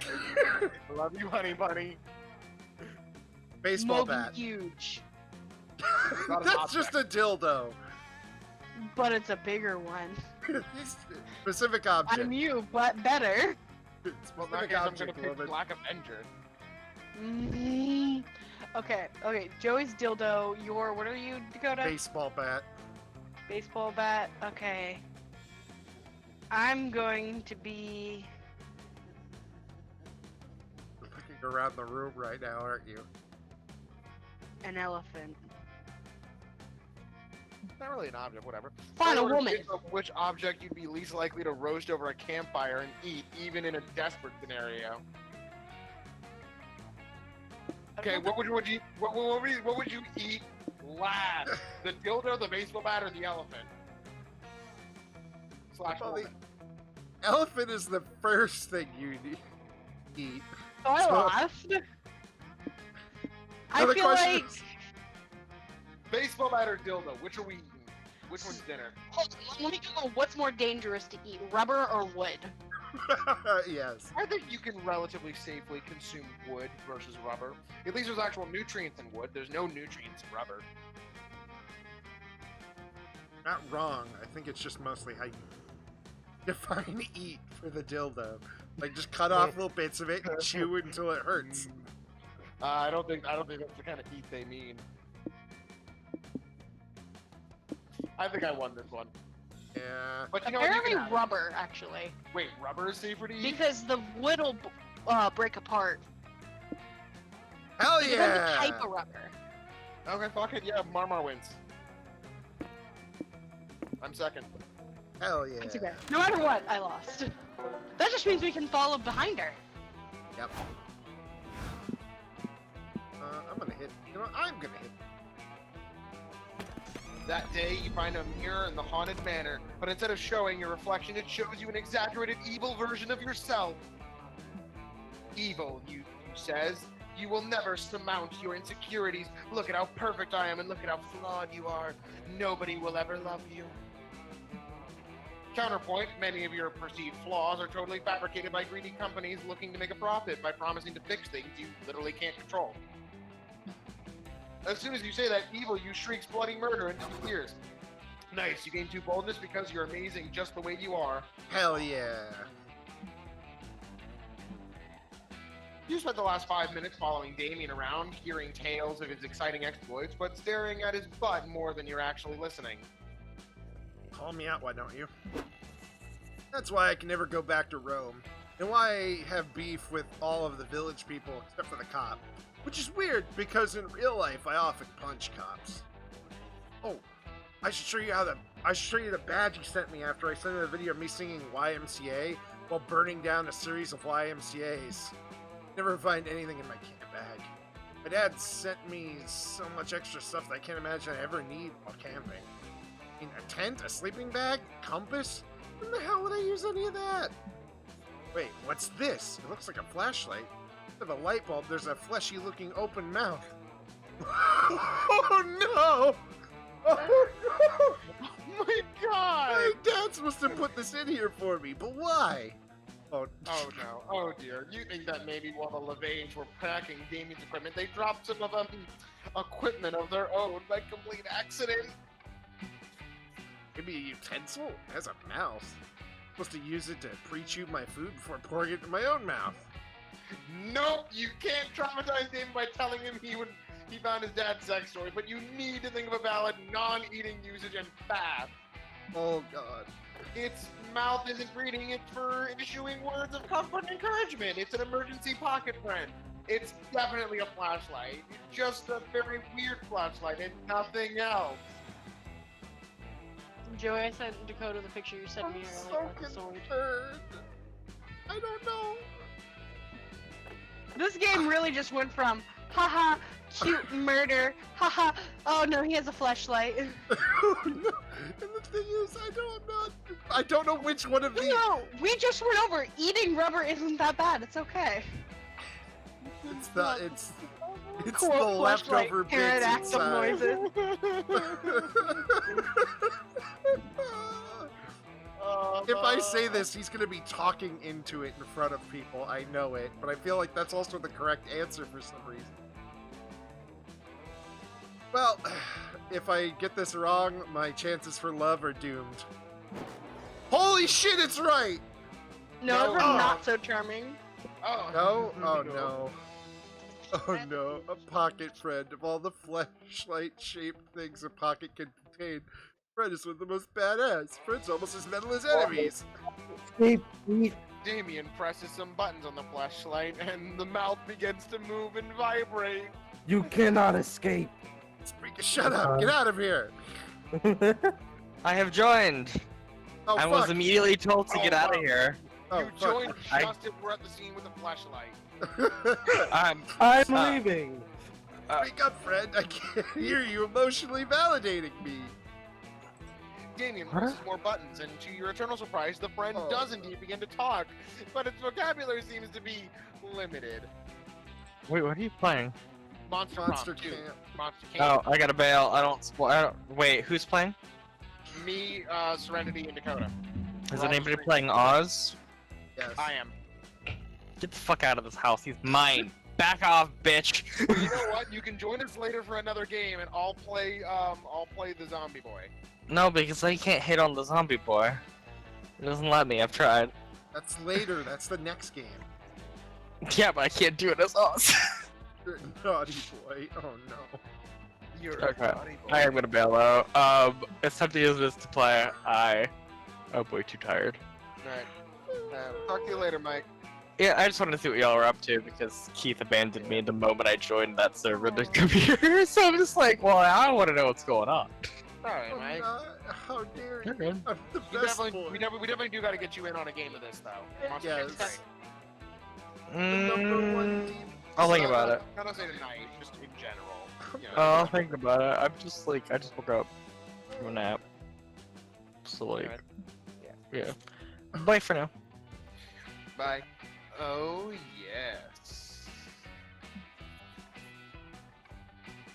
No, I just said no. Don't argue with me, you stupid fuck hammer. Give it to me, big boy. What? My lunch money? You can't be my friend if you're gonna bully me for my lunch money. That's what I do to my friends. Not my friends do to me. Fuck me, people. Faster, fuck me so good. Yeah, yeah. Oh, yeah. Sexy. Let's do them. Wait, Welcome to the Pocket friends. tree. hitting on me this whole time? Was it negging me? The fucking bummer. I hate when people follow me around pretending to be my friend, but really they're just trying to get my tight demon pants. Anyone who wants sex with me better tell me right off the bat. I'm sure you think the same way because we're such good friend buds, right, pal? Such good platonic friends. Damien is bummed out by the pocket friend betrayal, and you're bummed out that you haven't revealed your true motives, Damien, earlier, because apparently he's now going to view you as a deceptive creep with ulterior motives. Which you are, but you try really hard not to actively acknowledge it. This sudden reminder of your skis robs you of due fun and creativity. Fucking this up so bad. Oh. You know how I feel. I had one good one. and then I Don't do it, Joey. Please, I beg of you. You've been doing great. You do have You're right, really good I have. stats. Shit. Have I been to the lake? Yes. I don't think you've I been don't to know. the. I don't. Alright, I'll just go to the dome again. That I don't day, think you've been to the know, lake. you play Never Have I Ever Extreme. Every time someone mentions something you've done, you have to cut a finger off. But besides the finger part, this is finally a great time to brag about all the cool legal things you've done. You're the first one out, and while they're sewing your digits back on, you get to regale your friends with stories of how you robbed a bank while wearing your grandfather's skull as a hat. You're so cool. Also, they sew you two charms to your left hand by mistake.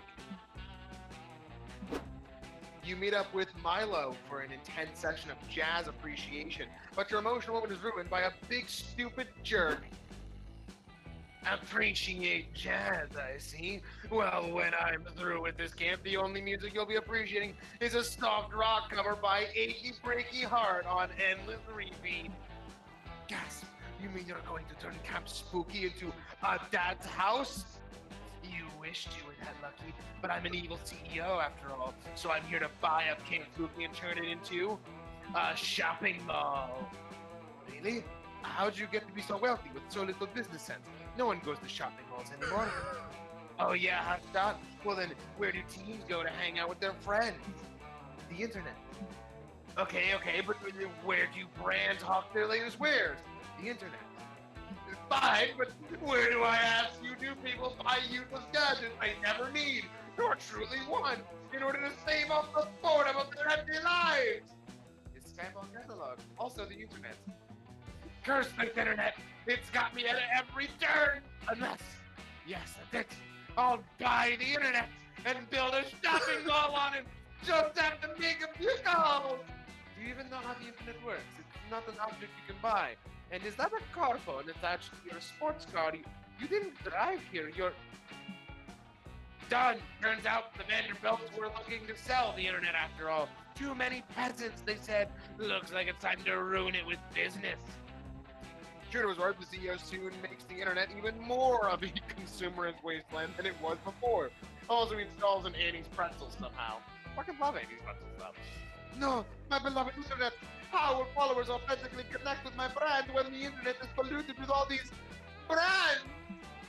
I didn't want them to do this, but there's a second secret internet I happen to know about.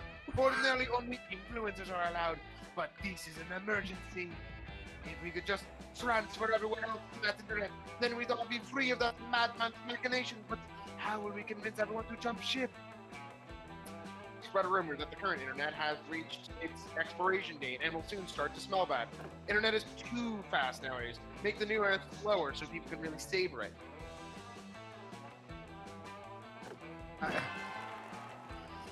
But is that true? Lying is a bad look, you know. It's true, you assure them. Haven't they noticed the signs? Well, when food goes rotten, it starts to smell bad, take on an unappetizing color, and make an increasing number of racist comments. Oh wow, you're right! That you point out? Take a look at these memes from 15 years ago. Gosh, they're so stale!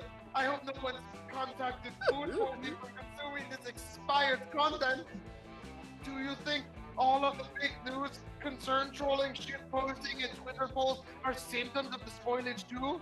Oh no, this started as another one of your dumb lies, but could it be that the internet has been rotten for a long time now? Oh no. I used to complain whenever the internet would freeze on my computer, but now I almost wish it would stay frozen.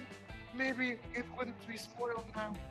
Speaking of which, how will we make sure our new internet doesn't experience the same fate? The same way you prevent any spoilage, you tell them, keep it cool, wash your hands before using, and if all else fails, preserve with plenty of salt. Ah, salt, the spice of life. We'll have to make sure to all the League of Legends players first thing.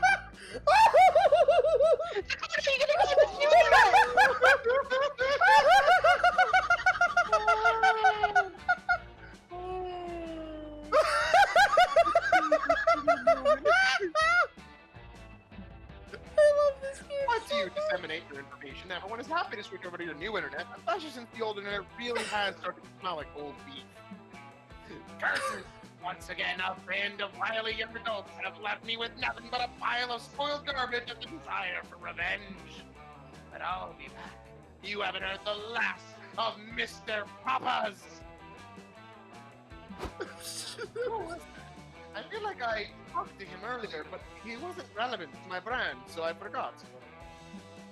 You did too. You're too busy enjoying the new internet. You'll miss how dank the memes used to be, but hot takes are especially hot today. You gain 2 charm and a smarts.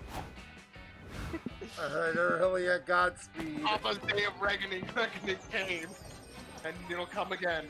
You spend all day trying to learn how to use the North Star to know your location and never get lost. It's a fierce challenge, and everyone gets, like, super lost. You say, fuck it, and try to text the North Star to ask for directions. Maybe no one ever asked. Of course, this achieves nothing. It's a star, and you should stop trying to resort to sheer absurdity to solve your problems. You get no badge. No one does. It's all a trick test, and it wasn't even nighttime. But Coach awards you full creativity for your lateral thinking. You get roped into another of Coach's dumb wilderness survival lectures. When will you learn? I'll take the coach since you have Damien. Yeah. The creature we'll be learning to trap today is more awful than anything you have encountered so far. It's indestructible by non-magical means. It has a creepy fixation on strangers' sexual histories. Oh, no. It's born with a knife stuck to its forehead. The horny unicorn. Honestly, this thing sounds sick as hell. It is not sick as hell, Damien. Unicorns are an invasive species. We'll have to kill them. Wait, you want us to capture and kill unicorns? What is this, medieval France? I don't kill anyone unless the plot demands it, or if I need their skull for a ritual. Slaughtering majestic cryptids is not my bag. What about you, Damien? You don't have the same outdated hang-ups about killing unicorns, do you? Look, I love murder. If murder had a dick, I'd suck it. The unicorns? They're just so pretty. This is exactly the problem. No one wants to kill unicorns, but they're a horrible environmental menace. Ever since some irresponsible princess introduced unicorns to these woods several centuries ago, the forest has been overrun with these dancy, prancy pests. Other animals spend so much time singing and frolicking with their unicorns that they forget to eat and die of starvation. The dramatic uptick in rainbows has severely disrupted natural patterns of precipitation. The entire ecosystem is in shambles. They must be stopped. Okay, that does sound bad, but can't we handle this problem without, killing a whole bunch of unicorns? If we do that, we're no better than they are. Coach sheepishly pulls a blanket over a large wooden crate labeled unicorn grenade.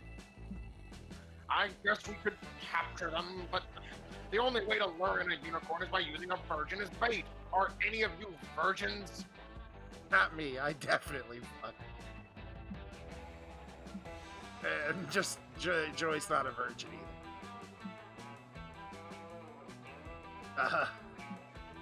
You didn't even read that one. No. Whether you're a virgin or not, you're not about to say so in front of two of your hottest friends. What's another cruelty-free way to catch a unicorn? When people say unicorns are attracted to virgins, what they really mean is that unicorns are attracted to free first-class tickets on Virgin Atlantic Airlines. If Coach wants a unicorn, give him a unicorn. You know, a startup valued at over $1 billion. These are both incredibly weird. Bad. The top one. No. Ah, See, kids, this is the kind of lateral thinking that'll really ruin a unicorn's day. For the woods!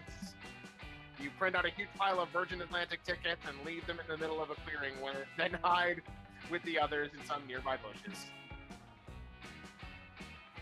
Something seems off about this. Why would unicorns be attracted to Virgin Airlines? Haven't unicorns been around way longer than airplanes? well, which do you think is more impressive, Joy? One single female who's never had sex, or an entire fleet of airplanes that have never had sex? That's valid. That is not Damien's logic. You settle down to wait for the unicorn to arrive. After about an hour, though, Joy speaks up. So, props of our previous discussion, I've been doing some research, and you're not going to like this.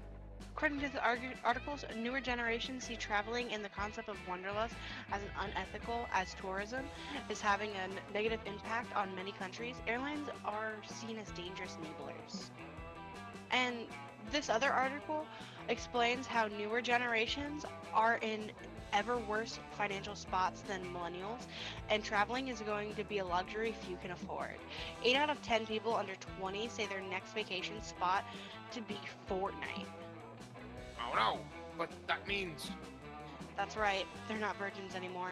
They got totally fucked by shifting market forces. That probably explains why they recently changed their name to Totally Effed in the Beehole Airlines. You look back in the clearing to find that all of the tickets are being snapped up by other non-unicorn forest creatures. They all go to the airport to redeem their tickets, but are immediately detained by the TSA either for being forest animals or for trying to smuggle cocaine.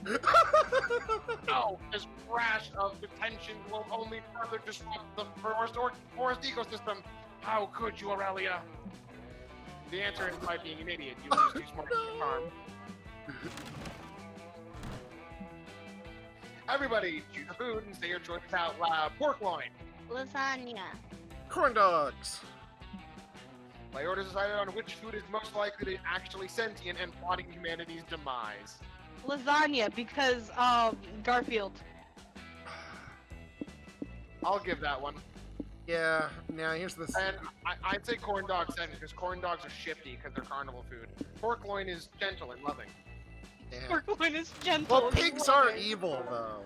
So, No, pigs are our friends. They're just misunderstood. It's okay, we all can actually talk to our crush. Woo! After finishing your daily push-ups, it's time for a break. You head to the campfire and find Arabi, Hex, and Joy chilling and snoring. Alright, Hex, it's you! And time, yes. Now that I've toasted my marshmallow for exactly 128 seconds, it should be perfect, golden brown, and give me a huge defense buff. So, hey, where the shit is my marshmallow? You mean the marshmallow that you had on the end of your stick that you were holding on the fire? Because, yeah, I ate that one about 127 seconds. God damn it, Hex. How many times do I have to tell you not to fuck with my stats? If I die in a rage, you're gonna be out on your sorry ass! Granted, you make a good point, but here's another compelling argument. Marshmallows are so good. Oh my god, marshmallow. Hex, you heard him. Stop fucking with their stats. Yeah. I have no regrets about eating the marshmallow. Sorry.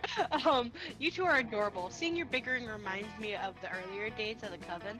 You're bound together by fate, and even though it seems like you have nothing in common, you'll find some common ground. Learn to work together and figure out that you're stronger together than apart. Ah, season 1. Those were the golden years.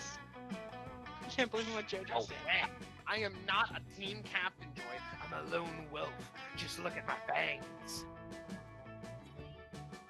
Arabi, wolves run in packs. I'm shocked that you don't know that because I've seen you kill like at least 4 wolves. Yeah, and I killed those wolves by myself. Trust me, I've tried every team composition possible. I've played Paladin with Light Clerics and Lore Bard. I've done 2 tanks, 2 DPS, 2 support. I've even tried a team of 6 super intelligent genetically engineered gorillas, and none of those teams could keep up with me. Huh, I get it, but I think you're underestimating teamwork. I miss Hope and Faith all the time.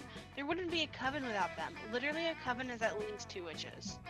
And teammates can cover up for your weakness. Like when Dimitri tried to use his seduction hormones on me, I might have given in, but Hope cast a stuffy nose spell on me. Yeah, but teammates can also be a huge pain in the ass. Like, what am I supposed to share my hard-earned green potions with you? I only have 2 in my inventory on a good day. This is why I love being a curse. It's kind of like you're on a team and solo at the same time. Like we're intertwined 24/7, but I also steal your beef. Fuck you. You know exactly what this argument needs. Your unsolicited opinion. You chime in ready to impress one of these hotties by blindly agreeing with them. The team structure allows for zany subplots. Also, you can split the cost of an Uber, saving you approximately $5.50 per ride. Going solo means you can keep all those sweet experience points and level faster. Whoa, is that true, Aurelia? If you say that it's opposite day again, I'm gonna murder you. Yeah, it's totally true. You can split the cost of an Uber between a few people, which makes it a lot more affordable. No, not that. I mean, is it true that you can have zany subplots with teammates? To be honest, my mission stat is kinda low. Don't make fun of me. I'm sensitive about it.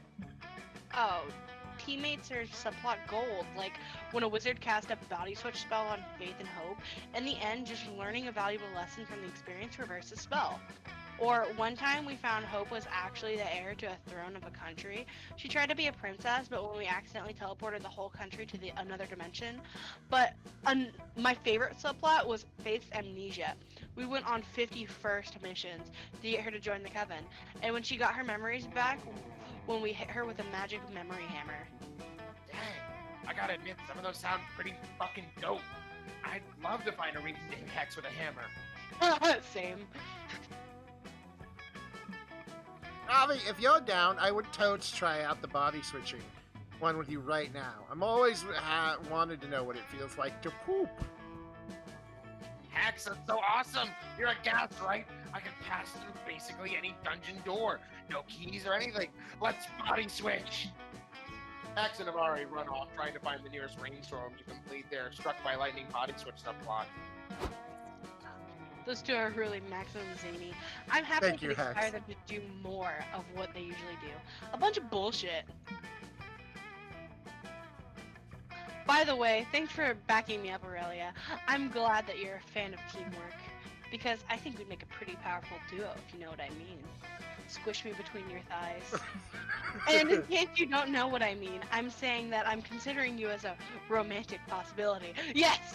Squish me between your thighs. Jesus. Tits, then thighs. I'll be happy when I dies. You blush and spend a few hours practicing Team Rocket-style catchphrases with joy. Yes! Good. This is all I've ever wanted. Tits, then thighs. I'll be happy when I dies. Gold star stickers catch the fire's gleam. It's not often that someone does a fireside presentation, so you head over to investigate this beautiful chart. I'm horny on Maine all the time. Friend Damien, I appreciate the attempts at accuracy and clarity on our Circle of Life chart, but isn't drawing predator-prey lines in actual blood sort of overkill? No, Calculester, it's exactly the right amount of kill. But your current plan involves tracking down and killing every single animal featured on this chart. So? That seems needlessly cruel. But don't you see, Calculester? Nature herself is needlessly cruel. About praying mantises, the female bites the head off the male when they're done mating. That's not very nice at all. My point exactly. But should we not, as a more evolved species, and machine created by aforementioned more evolved species respectively, attempt to be better than that? Nah, we should do exactly the same as that. Exactly the same? Interesting question you're posing. You always have hot takes regardless of your level of knowledge, so why not take a stab at analyzing the nature of nature itself? There are other species who murder their mates too, so when Damien kills, it's not an expression of evilness, just horniness. Damien, you can't use praying mantises to kill their mates as an excuse to murder unless you enter a committed relationship with all your victims first. God! What an interesting theory you have, positive friend Marmar. I must admit that a machine whose biological need to reproduce is somewhat beyond me in that sense. Damien, is it true that you wish to murder out of horniness? Yeah, sure, why not? I'm super horny all the time. That part is 100% true. Yeah, nature being what it is, sometimes I gotta express that through murder. But is there not something else you can do to satiate your sexual desire that does not involve taking a life? For example, if you are in a bind and cannot find a suitable mate, is it not possible to satiate your sexuality with well? I like the dick on the screen. Same problem, different solutions, different vibes. Some days I feel like a masturbation day, sometimes it feels like a murder day, you know? I do not, but I also do not understand other biological features, imperatives either, and my research confirms that many species of insects and arachnids kill their mates. I thought perhaps this was more of friend Marmar's wacky shenanigans, but it is shenanigans backed by science. I may not fully understand emotions yet, but I do understand that science is the absolute rule. And if science says horny animals commit murder, and you want to commit murder, then you must be horny, which is a natural state. Thank you for enlightening me, my friends. What a wild and wonderful world this is. I learn something new every day. Well, that was easy. Anyway, wanna go watch some praying mantises fuck and then murder each other? Why not? First step, watching mantises fuck. Next step, watching you guys fuck each other, which you can't really watch. I mean, you could get a mirror or film it. The point is, yes, you'll go watch it fuck. Why the hell not? It's Camp Spooky.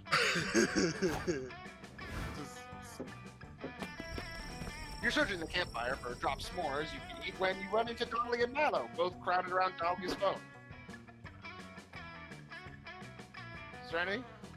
Oh, sorry. I was trying to send memes. So as I was saying, I had to conquer the kingdom in the fourth circle of hell. They insulted me by being a kingdom that exists that I don't rule. Duh. That makes a perfect sense. It's like I always say, keep your friends close and hold your enemies like a baby bird that you can crush in your hand with one careless move. So after I slaughtered the royal family and claimed the throne, I decimated half the population. It's a fun way to encourage obedience to my wrath. She plays Crusader Kings too. But here's the weird pack. I tweeted about the whole thing on Twitter, on Hell Twitter, and I'm getting replies calling me a violent tyrant who is totally evil and not even cool.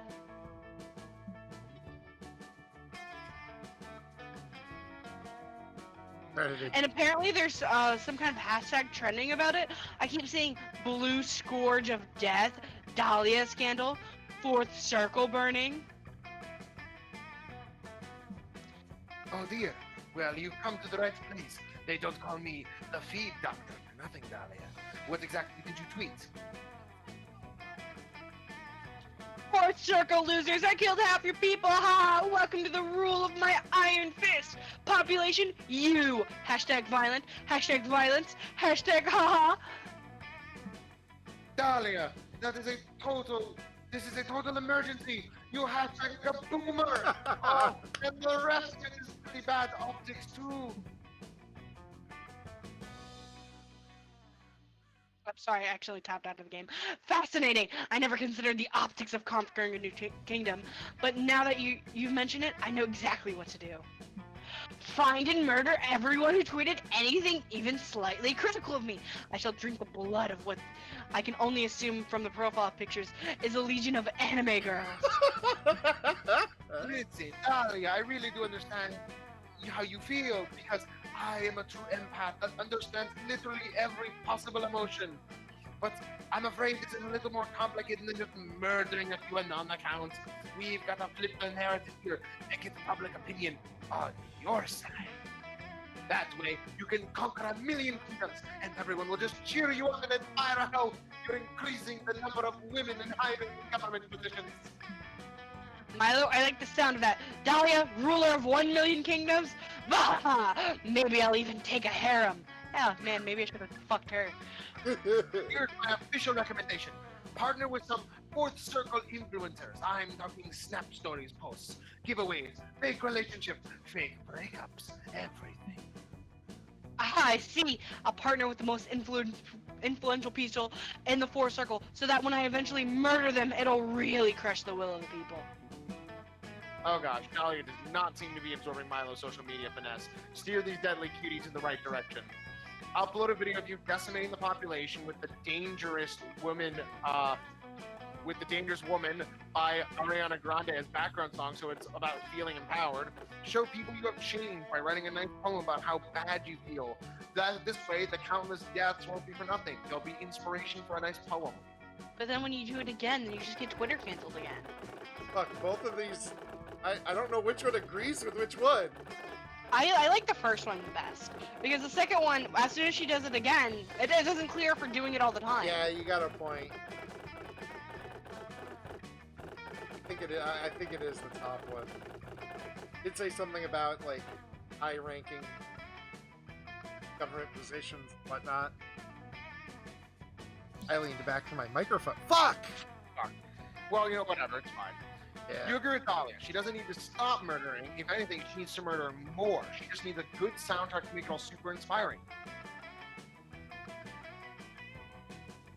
That's awesome! That's an awesome idea! Done and uploaded. You two are preposterous. I'm certain that's not going to work. First off, it's a very transparent and bad faith take on empowerment. Secondly, Ariana and I are technically still feuding over her Grammy's dress. She used the exact shade of my skin tone for that gray monstrosity of a garment. Milo, how dare you insult Ariana Grande? Can't you tell that my hairstyle is obviously a tribute to her signature ponytail? Milo's about to argue back, but before they get the chance, Dahlia's folks are blowing up with replies to her latest tweet. You read through them. Dahlia decimated my people and I lost my entire family. Now that's my kind of feminism. Women should be murdered too. Hashtag boss bitch. Super interesting tweet from Dahlia. Gotta say, she killed half my people and she really is a dangerous woman. Nice to see someone be real on Twitter, lol. My parents died in Dahlia's decimation of the Fourth Circle capital, but damn, Ariana's songs are catchy, huh? Now it's hard to tell if I like it or dislike this content. Wow, I didn't think this was possible, but I guess I was wrong about social media. Oh dear God, this is how I'm embarrassed of you. Oh no! I will stare in a mirror and contemplate their existence, and also learn how to be a good grandparent. That worked perfectly. Good job, Haster. I guess you're pretty good at flipping the narrator, or whatever. Hey, what, baby? I wonder what song I can annihilate my enemies to next. I think Selena Gomez would be a good fit for an upcoming siege, now that I think about it. You spend the evening sharing a pair of headphones with Dahlia. You two make a whole playlist of songs that Dahlia can play while she crushes the skulls of her enemies. You name it Dahlia and Hatsur, hot summer playlist. Beast to Murder study. And maybe also Bone, if who's right. Yes! Magic Kitty time! Weekend arrives, and so it's time to visit Juan, small magical Latino cat. The slow magical Car. Latino cat. Really, I don't know who in their right mind would take such a risk. I guess you have more thirst than common sense. You're right, I'm one thirsty ass bitch. Anyway, check this trick out. Tequila Moonrise. No ideas, otherwise you always have the mystery box. Alright, you want Tequila Moonrise? Yeah. Yeah, no, totally. I was testing your common sense. And you passed. Your prize is the drink you chose. The Redacted. Ooh. My love of SCP makes me have to drink this. Yeah, I'd take it too. And next, The average. the average.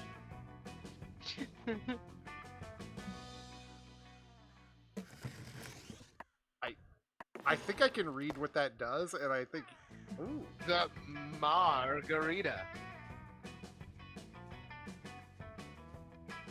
Alright, let's see what the drinks are. I feel like You don't the have to worry average about would the have area of the averaged your Drontos. stats. Margarita. So, you want to drink a margarita, huh? To think that by drinking a brain you'll absorb its smarts is a bit simplistic, but hey, it's what actually happens. Occam's razor at its finest. I gained some Good smarts. lord! Lord. I call this one Tequila Moonrise. What a powerful, invigorating drink. I gave it that name because when you drink it, you can feel all of your stats rising. Goddamn. Redacted. The Redacted has some weird, powerful properties that stop anyone from being capable of actually using its real name. I think by drinking it, you've absorbed some of its properties. So I guess you're redacted from now No! on. Serious. No! Oh, it's great. I'm so sorry. I've been redacted! Everybody do something bad. Say your choice out loud. Being redacted! No, I said it first! God damn it! You were gonna choose your own thing. Being hungry. Being redacted, being hungry, what's your choice? Diarrhea. I love you, I redacted. don't know. If I were to decide on how spicy a hot sauce named Flaming Blank sauce would be, Flaming Hungry, Flaming Redacted, Flaming Diarrhea. I think he wins that one. Who? Flaming diarrhea sounds awful. It does. Flaming redacted or flaming hungry? I Flaming think redacted. Yeah. Especially because it would have to be in quotes redacted. Flaming Yeah. diarrhea. Flaming redacted. Oh no, Marmar, you... I need the stats. I need the stats. But fun was fun. Fun as the pool, lake. Lake Okay. time. You want to go swimming, but it seems like the god of the lake is in a bit of a mood today. It demands an offering before you can get in the water. The only thing you have to give is your favorite yo-yo, which you were playing with on the way here. The god of the lake accepts your humble gift and is actually kind of relieved you didn't leave something boring like a dead fish or the soul of a mortal. So in addition to gaining access to the lake, the god of blesses you with 2 fun. Yay! Yay. You break off from the group a little early to attend a CPR class at the lifeguard shack. You never miss a CPR class because you're a creep. Luckily for you, 2 of your smoking hot campmates are already there when you arrive. Damien doesn't seem happy about it though. What the hell is this, Joy? You said you'd teach me water magic today. Trinity. Sorry, no, I didn't. You said it with that stupid sock puppet you made of me while doing the frankly offensive impression of my voice. Damn. It always works on Scott. But come on, why are we at the stupid class? Because saving lives is true magic, Damien? Wait, like actual magic? If I say yes, will you shut up and take the class? For sure. Then yes, we're learning actual magic. Fuck yeah, I'm gonna use it to kill people. What's up? Welcome to our super chill CPR class. I'm Wanda. This is Stu. We know your names. We've been going together to school together for years. Oh, phew, that's a relief. I was like 90% sure those were our names, but you can never be too sure, you know. Anyway, I hope you dudes are ready to kick back, throw on some tunes, and remind us how to do CPR because we totally forgot. Wait, you want us to teach you CPR, but you're the teachers. Look, we don't really believe in rigid hierarchies, okay? Student, teacher, what's the difference? I mean, we definitely remembered some of how to do CPR. We just don't remember what the first step is like at all. What? This is bullshit. I'm never gonna learn magic at this rate. And you're never gonna get to the part where you put your lips on other people's lips. Come on, say something. What's the first step for performing proper CPR? Before performing CPR, always check your mouth to make sure it's not busy eating some delicious pasta. Just remember, the acronym CPR is try, pray, and recruit someone who actually knows CPR. Both so stupid, I don't know which one's right. I'm just gonna, you know what? He's secretly a big crybaby, so cry. Yes! Oh, that what CPR stands for?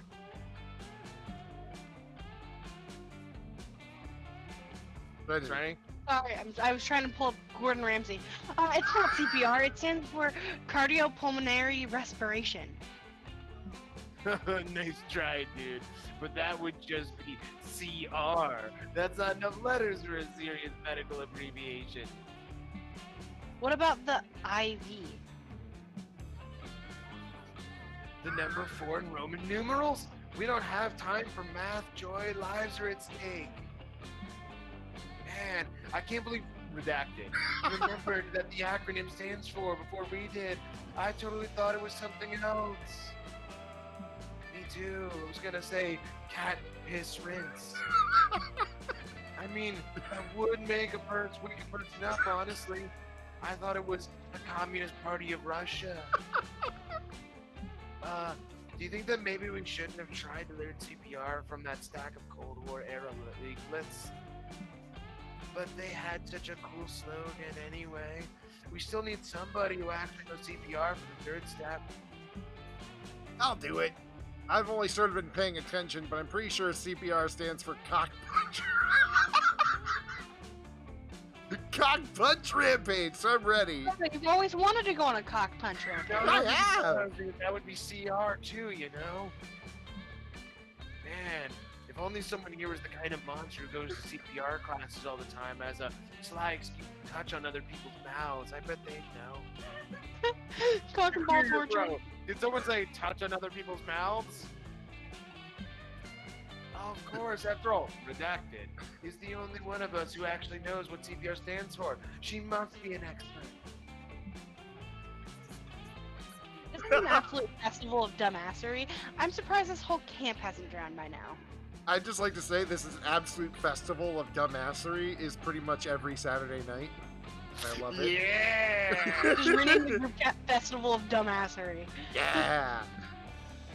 Little does Joy know, you formerly attended so many CPR classes that you could do it in your sleep. Sometimes you do. It's a problem. You romantically dip the CPR dummy, press your lips to it, and show everyone how it's done. She's changing the thing, so I'll read Wow, it you live. actually know how to do CPR. And so passionately. You passionately teach everyone proper CPR. Damien thinks he knows magic now. Joy's anxiety is quelled, and you gain 2 boldness and a charm. Woo! Alright, Aurelia. Your turn. Where do I get charm at? I don't know. I don't get creativity here. I think that's You the get woods. boldness at the haunted house. You get fun at the lake. What are you looking for? Smarts at the woods, so it must be manner. No, manner gives you boldness. Oh wait, what does Camp Dome give you? I don't remember. Well, we'll just get creativity. Just get double creativity. You're gonna be the most creative person in the universe. You didn't get good sleep last night, so you ask her if she has any of that weird energy drink. She lets you have one during high school. She let you have one during high school. She doesn't, but she does have some strange smelling coffee that could help. Where does this girl even find these weird ass drinks? The coffee's delicious, but it comes with side effects. You get an acquired fear of caterpillars, and you grow 4 creativity in your hair. Hey! Oh no, that Just like creativity real gonna fucking burn. Later, you're looking around for Joy. You've just finished reading her copy of How to Be a Slightly Better Friend Despite Your Suffocating Horniness by Dr. Hugh G. Boner, MD. You see Joy nearby. She's quietly reading, and you've learned that it's rude to interrupt, so you give the book back and then turn to go. Yay, you showed basic respect to your friend. Wait, Aurelia, that's it. You're just gonna leave without introducing any absurd high-stakes shenanigans. Come on, don't be silly. You're always inciting the anger of dark evil forces, and I always save you thanks to my magical prowess and impeccable leadership skills. You tell Joy that you don't really have any urgent misadventures going on. Ever since you stabbed that ghost in the face last week, things around camp have been pretty chill. Oh, well, I guess that's good. I mean, it's not like I was hoping you were possessed by an Eldritch Core, so I could cleanse you and save the world from primal evil. In fact, I'm happy that you're not interrupting me with life or death narrative stakes. I was technically supposed to take the summer off, so I guess I'll, relax. Joy is so cute, and also a low-key workaholic. You remind her that she defeated Dimitri and Morty's plan to poison the water supply last week. That was enough for Rhodes, right? Aurelia, you're totally right. Dimitri and Morty are my closest official nemesis. We should head over to the camp rival camp right away. I thought I was reading that wrong, but no, it's just camp rival camp. We spy on Dimitri and Morty. Is it Morty or Morty. Yeah, Morty. Dimitri and Morty, and make sure they're not plotting the end of the world or the end of the dark side or anything like that. Great idea, Aurelia. Not what you meant, but whatevs. You follow Joy to camp rival camp, and you two hide out in the bushes. Right away, you spot Dimitri and Morty. Oh, they're so cute! Oh! Check out these fiendish, muscular villains. They're clearly planning on some evil scheme. Just look at them. They're using a sword to make adorable origami animals. Yep, Morty and Dimitri are doing some adorable and maybe deadly arts and crafts before long. They move on to their next BFF activity. I love them. Grooming an alpaca. Dimitri puts a party hat on and a poncho on the alpaca.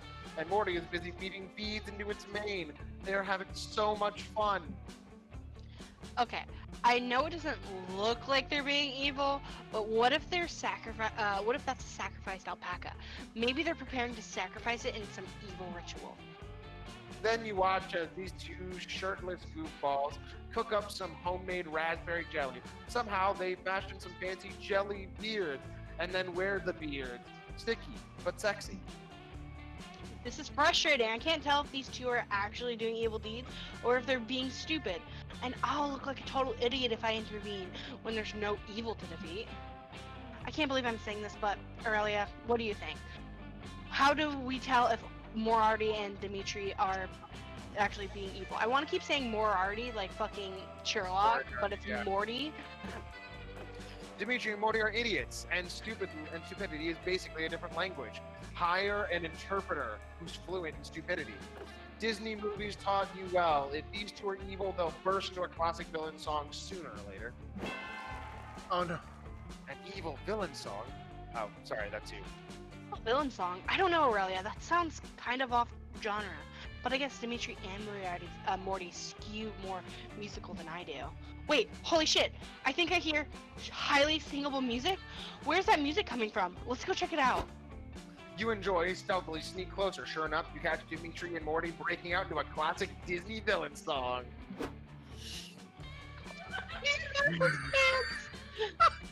Dakota, you can take the bull. Yes. Gosh, it disturbs me to see you, my friend, covered with raspberry jam. But I know that these afternoon arts and crafts are a critical part of our plan. This is in the tune of Gaston, by the way. I don't remember. Yes, my dear friend, it may seem we're unwise, spending all day in such mirth, but I promise these beards, this llama on these trains, will help us to conquer the earth. True! We'll rule the whole world with our cruelty and show off our fuckable bugs. We'll shatter our foes with our washboard abs and then make them massage our quads. Let's talk about the fucking character design for the school. I love this. Look at him. It's so dumb. No one's wicked like us, no one wicked like us, no one slimy and cool and big dicked like us. Yes, baby, you're really big dicked. Wow, these guys are definitely evil. You've got to stop them. But first, you wait until they finish their song. Interrupting a musical number is just rude. As soon as they complete their final crescendo, you enjoy jump out of the bushes. It's time for some motherfucking heroism. Gotcha, boys. I knew you two were planning a very evil and very convoluted scheme. So Aurelia and I are just going to vanquish you now and save you the trouble. Ugh, you're right. We're not evil. Yeah, right. We're not evil. We're just sexy. You only think we're evil because we're so physically attractive. Happens to me all the time because of my visible cum cutters. What? What?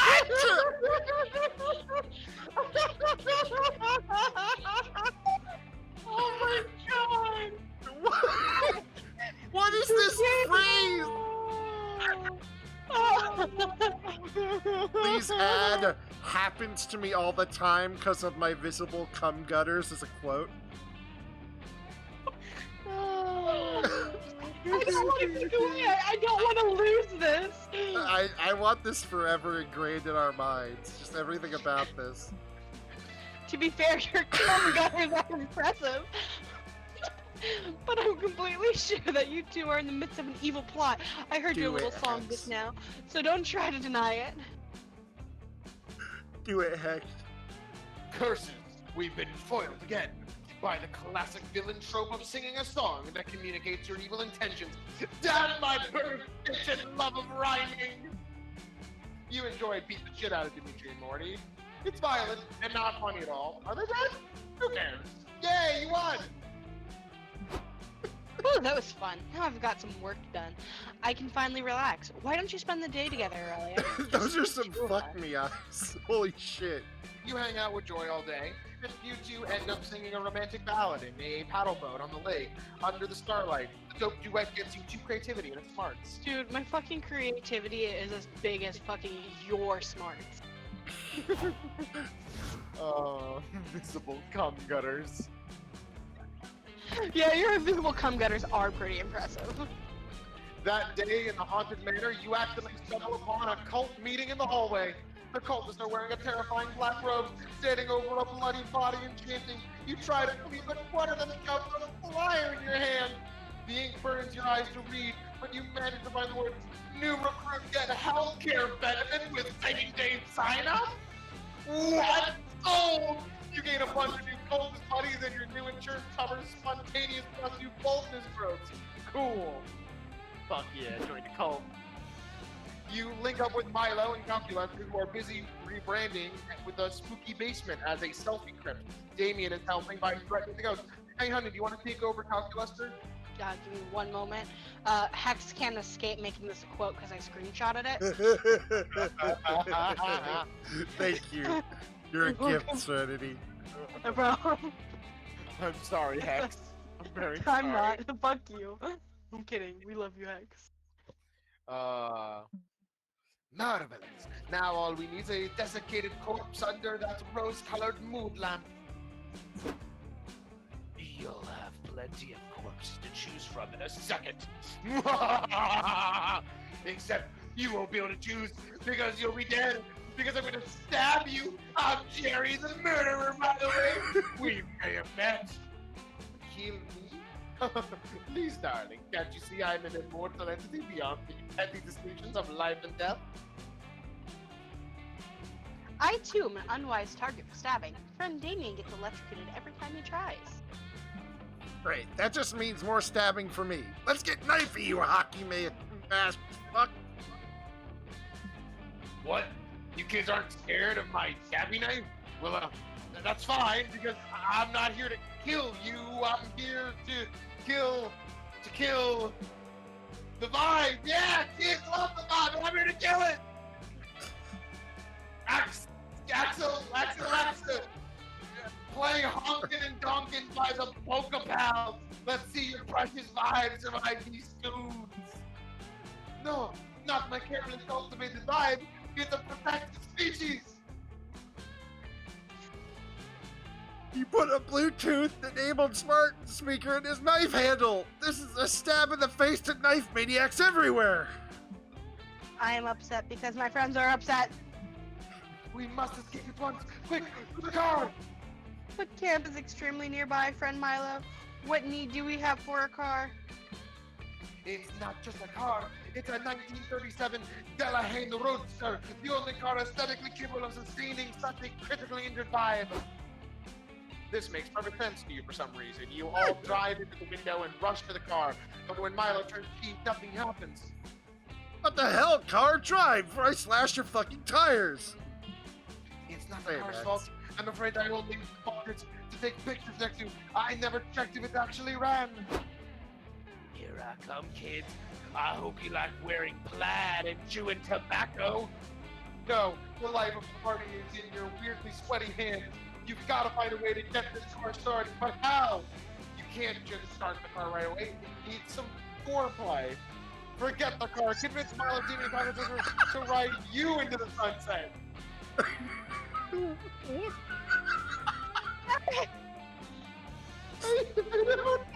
I mean, getting them to ride you is kind of the goal, but you can also give it some foreplay. Oh God, both of these are great. I can also see both of them doing horribly.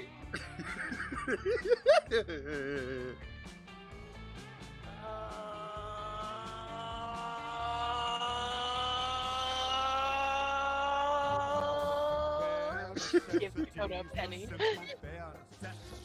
Oh no, I really don't. I'm stuck. Someone I- from chat, tell me what to do. I want to say foreplay because it'd be smooth. I want, And, like, yeah, and plus I think it'll be hard for them to ride you. yeah, But then again, you want them to ride you. yeah. You know what? Fuck. Hex, what do you think? We need your suicidal ramblings. Hex, bestow upon us your cum gutters. Remember, Here. chat's always a couple of seconds behind. Which one ends in death? You were part of the gay is the quote I thought of. That. All right, I think foreplay is what I'm getting from this, from the quotes. We've Yeah. got to do some. Oh wait, no, that's Rick, everybody, help me threaten this car some more. You smile and shake your head. Threats aren't the answer here. You tell them, I know a way to really get this car's motor running, if you know what I mean. I do not, but judging by your past behavior, I assume it is something of a sexual nature. I don't care what you have to do, Hester, but do it fast. We've got to get this drive to a hospital immediately, preferably a selfie hospital. You don't need to be told twice, or once even. You were born to romance this automobile. You start with a full body wax, one for the car and one for you. Feeling clean is an important prerequisite for feeling dirty. You move around and give the windshield a long squeeze and gently caress the wipers. A little wiper splits out and dribbles down your chest. I only squirt wiper fluid, but I never. You slide gracefully around to the rear. There's a lot of junk in this trunk. You take the opportunity to slip a cheeky finger up the tailpipe. The horn honks with a surprised delight. This is a lot more intense than the last game. Yeah, this is a lot This is more really in horny your than the face of it. first You one. want to What technique? I've always said that the tailpipe is too often ignored during foreplay. You're just about ready for the main event, but you're still missing one key ingredient, lubrication. You pop open the hood and fill her up with premium oil as you slowly finger the crankshaft. I had no idea there's a sexier use for oil than setting fire to people's kids. The car can't take it any longer. The engine rumbles to life with a throaty purr. You're absolutely drenched with oil, car wax, and wiper fluid, just the way you like it. Climb in, Husper. I think there might be hope for this vibe after all. You stare deep into the car's glowing headlights. You've been in control so far, but now the engine is roaring, and yes, it wants you inside it. Hope you're ready to get your vibe murdered because I'm... damn it, you're escaping. If only I hadn't stopped to murder all those other people. You speed away from the scene of the attempted crime and also a bunch of actual crimes with your friends, your hair / Wi-Fi antenna blowing in the breeze. No one says anything that would kill the vibe, but you can tell they're wondering what it would be like if you used your foreplay skills on them. You get the car's phone number, so you fought in a boldness. I fucked the car! Yeah! Can you add that as a quote? Yep, Everybody is a choose quote. a celebrity. Say your choice out loud before clicking. I choose Joey. He's famous for fucking cars. Woo! In that case, I choose Dakota. Since he's the whole owner of the stream. I'll choose Serenity for being the Yiffmeister. I am the Yiffmeister. Each other. Okay. Player orders decided based on how many scout badges you think that celebrity would have. Order goes from most badges to least badges. Who has Scout. I would not. Serenity wins. I would have been if I had working legs, so I'll take second. Therefore, Dakota loses. Visibility. Oh, anyway. How dare you pander to the disabled? I'm sorry, Dakota. I love you. you.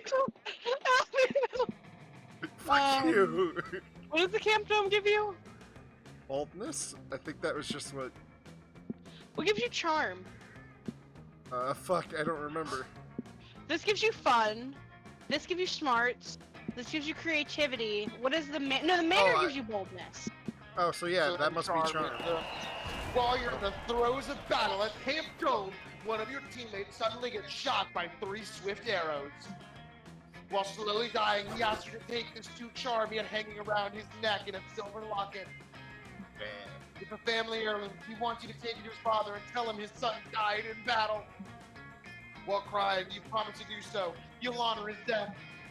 Thing is, later you end up binge watching 15 episodes of Garfield back to back and you totally forget about his promise.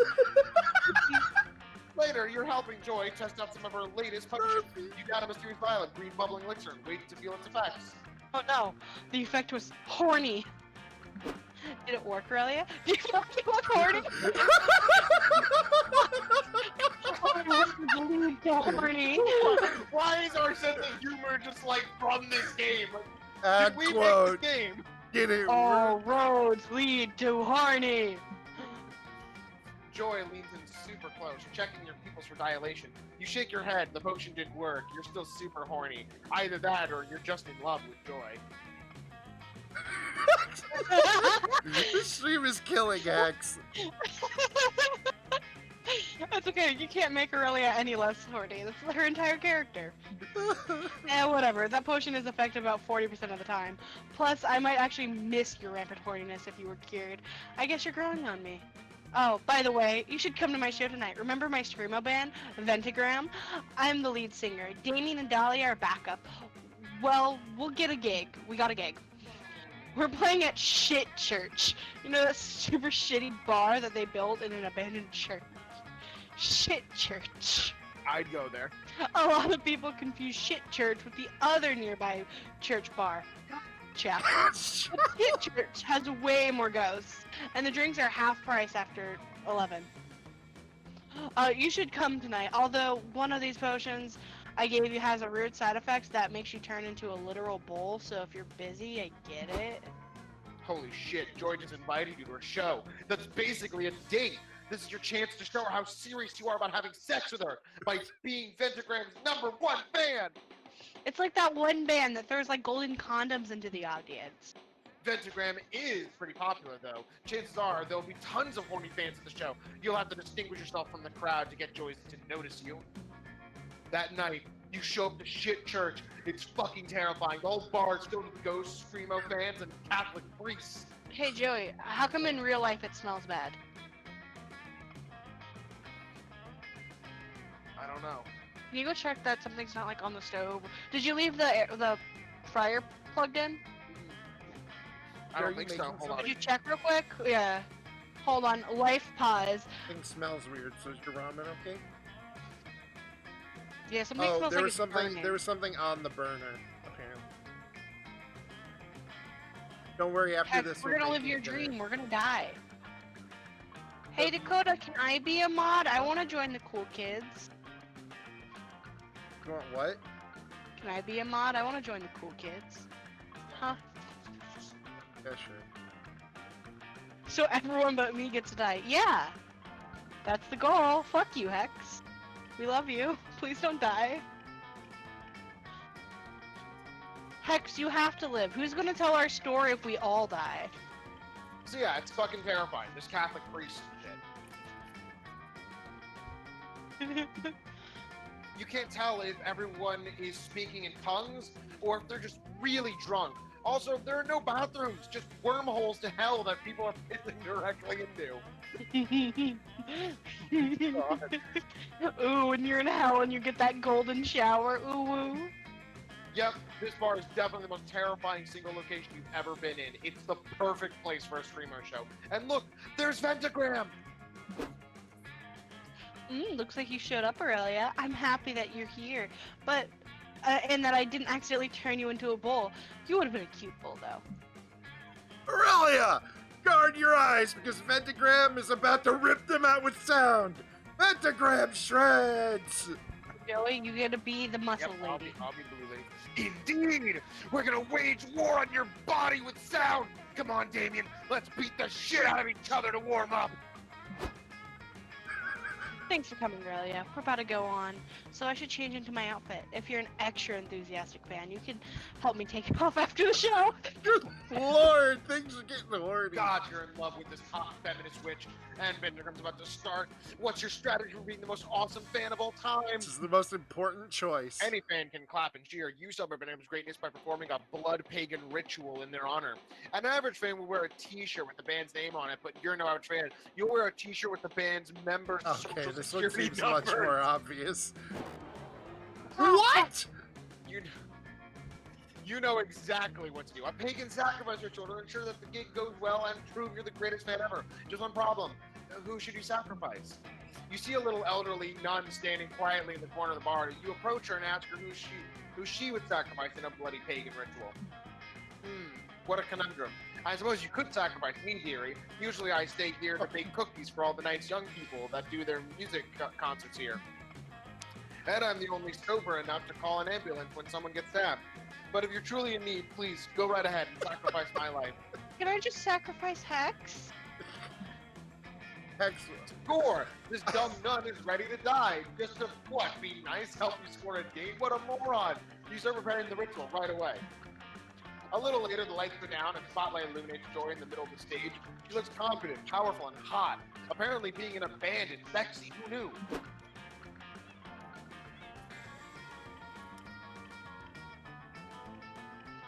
Sorry. Oh, hey shitheads, we're Ventagram. We're here to fuck you up and eat men's organs. Wait, what the fuck? Who drew a pagan sacrifice circle in the middle of the dance floor? Joy looks down and sees the massive pentagram that you drew on the floor. You drive the elderly nun to the center of it. Her life force being drained slowly and painfully. Oh, what the fuck? Is that supposed to be a pentagram? Did some kind of drunk child draw it? It's taking up the whole mosh zone. Plus, it's totally noob shit to sacrifice a nun. It's just a fucking cliche at this point. Yeah, and killing a person at all is completely uncalled for. No one asked for this earlier. What is wrong with you? Oh shit, you've interrupted the show and the crowd is turning on you. You try to explain to Joy that the sacrifice ritual will ensure the Ventagram's gig goes well. But the elderly nun screaming really drowns you out. God, she's shrieking a lot. What an annoying nun. Ah, sorry, dearies. I don't mean to interrupt your wonderful music concert. Really, this is a classic toxic fandom. No one asked for you to do this, and now you're using our music as a flimsy excuse to do horrible shit? Get the fuck out of this bar right fucking now. You are the first person in history to ever get kicked out of shit church. Wow, you must have a really bad personality. No, I'm just too creative for my own good. Joy hates you, and since you killed that innocent nun, now God hates you. God curses you as punishment for your sins, which makes you lose 3 charm. I, God, I am so You sorry. You are- sacrificing a nun would ruin me. Ew. Let's go, redacted. While hiking through the woods, you come across a bunch of delicious edible mushrooms. Well, you think they're edible anyway. I mean, you ate them. On a completely unrelated note, you also meet an ancient, all-powerful god whose timeless intelligence and also really into vaporware for some reason. You gain 2 cards from your dope conversation with the Vaporwave god. Yeah. Another day at Camp Spooky, another spooky adventure. Today, you're all about that water sports life, but the actual kind. Piss on me, daddy. Oh man, I can't wait to get in the lake shallows for some sweet waterboarding. You ask if perhaps you mean surfing or even boogie boarding. I said what I meant, and I meant what I said. Now just find my shackles. Pass me my bag, will you? It's so hard to find things in here. Hiking boots, reflective jacket for night murders, obviously. Extra underwear, bazooka, sunglasses for day murders. Club, large club, huge club. Wait, I didn't pack this! My dads must have snuck this in. They're so worried about me. I like I don't know anything. Also, what the fuck is this thing? You tell him that is a cheese grater because it's a cheese grater. A cheese grater? Nah, that doesn't make sense. How'd you grate something that's already grated? My dads are super smart and cool. You put it in my bag, it must have been for a good reason. Maybe it's for bludgeoning a specific type of monster, similar to a bugbear bludgeoner or a kappa bludgeoner. Could be for zombies or Jinn or Frankenstein's monsters or the embodiment of fear itself. I just hit people in the head till I figure out who's supposed to bludgeon. Oh no. Maybe you should suggest an alternative use for the cheese grater that isn't bludgeoning you, but also isn't grating cheese. It's a very aggressive back scratcher to get those pesky itchy spots on your back that are hard to reach. It's abstract modern art for use in case of an abstract modern art emergency. I again don't know which one of these is correct. I'm thinking itchy spots with the back scratcher. The bottom one seems like it's cheap, and it seems to be punishing us for cheap things. Yeah. Yes! Oh, shit! Oh, Really? yeah, sorry. The mosquitoes No here one have been me alive. Literally, I saw them get some tiny knives and forks out. I fucking hate mosquitoes. They hate not being able to scratch my back. Thank goodness my dad's looking out for me. Damien takes the cheese grater and begins using it as a back scratcher. Oh yeah, this feels amazing, bitch. It's so satisfying. Now I'm bleeding everywhere. Like, fuck, I had way too much blood in my body. That's why the mosquitoes are always after me. Remember that failed plan to get my blood back? Well, now they can just have some of it. Now that some of the blood's been removed to be less of a target, and the mosquitoes can drink out of these open wounds, so I don't have to deal with their itchy bites. The sound of Boot Paul's classic bop, Call Me Monster, fills the air. It's Damien's ringtone. Grab that, my hands are full with this back scratcher and also flakes on my skin and my blood. You answer the phone on speaker, and the two of you are immediately greeted by the warm voices of the King and other King of Hell. Hi, sweetheart, says the King of Hell. We're on a break from shoving spiders down people's throats and thought we'd check on you. We wanted to make sure you saw the surprise you put in your bag. It's your very own cheese grater. We know how much you love grated cheese on your pasta, so we wanted to make sure you can have it even if the camp chef is incompetent, in which case we can also come rip its eyelids off, my darling. Wait, Redacted was right. It is a cheese grater, but cheese is born grated. Oh no. We grate bugs of cheese each week just for you, our favorite son. We also packed a hunk of Pagano, your favorite. Oh, huh. Well, thanks, Dad. Question. Do we think the cheese grater might also double as an extremely metal back scratcher? No. Please do not scratch your back with the cheese grater. We have to go replace everyone's teeth with harmonicas now, but have a wonderful time at camp, spooky, and enjoy grating cheese and waterboarding. Whoa, that was crazy. The cheese didn't start out grated. Certainly not us. Glad you gave me such a cool fucking use for it before we knew the truth. Now go get me a bucket of water. You're a little concerned Damien is going to waterboard you, but it turns out he just wants to make pasta. The two of you enjoy a delicious pasta with grated padano. Yeah. You gain 2 charm, a fun, and a tummy full of pasta. The best trade of them all. Yeah. Pasta. That day in Monster Scouts, you learn to identify different berries. You all search for berries and try to identify them. A blackberry, a blueberry. But Rachel, the deer person, finds a very weirdly shaped berry that no one can identify. You all stare at it for hours. It's closer to abstract art than to a berry somehow. It's a true think piece. It forces you to reflect on berry inequality. And although there are no easy answers to the questions it poses, you all gain more creativity from the experience. Later, you're enjoying the sunset alongside Milo, eating delicious artisan sandwiches and listening to music together. It's not often that Camp Spooky is so enjoyable. Oh, sir, isn't this nice? We truly are #blessed to be able to sit back and enjoy life's sensual pleasures so deeply and without stress. I often find that people spend their time rushing from one task to the next, never taking the time to stop and smell the whatever. Which is such a waste. I mean, life is a bit like a sandwich. No, stay with me. I'm going somewhere good with this. Milo began slowly building themselves a new sandwich, staring at it starry-eyed like it's going to reveal the secrets of the universe. Now, the bread of this sandwich is a bit like the essential tasks of life. They're important, sure. Without bread, you wouldn't have a sandwich. Just a pile of veggies and meat. However, the meat or a vegetarian alternative, live your best life, of the sandwich is like your soul. It's the most important part of your life. And the toppings, the cheese, the portobello mushrooms, the garlic aioli, those are life's sensual pleasures. They complement the soul, and the sandwich would be woefully bland without them. And a sandwich as beautiful and unique as this doesn't deserve to be eaten in just a few bites. You need to savor it, enjoy it, maybe throw a pic of it on your story for clouds. Look, what I'm saying is, I wish we could forget about setting goals and living by them all the time. Whatever happened to just letting life happen and immersing yourself in it? Oh, wow. Okay, you've got to try this sandwich, Hester. Not only is it an amazing metaphor for my constant pursuit of sensual pleasure, but it is delicious as hell. Holy shit, the sandwich is incredible, but you're sure you can impress Milo with something better than a Reuben. It's clear they love life's sensual pleasures, but what pleasure would they love most of all?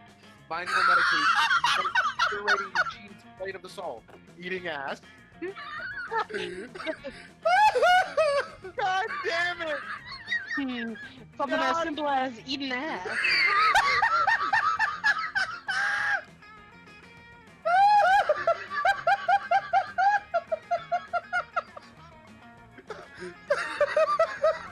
My eyes! Okay, so as you're speaking, the thing switches over to this screen, and I just immediately, my eyes from the center of the screen just shift immediately to eating ass, like it's a fucking magnet to my sight. And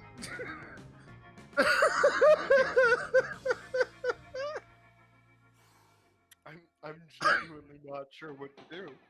I don't know either.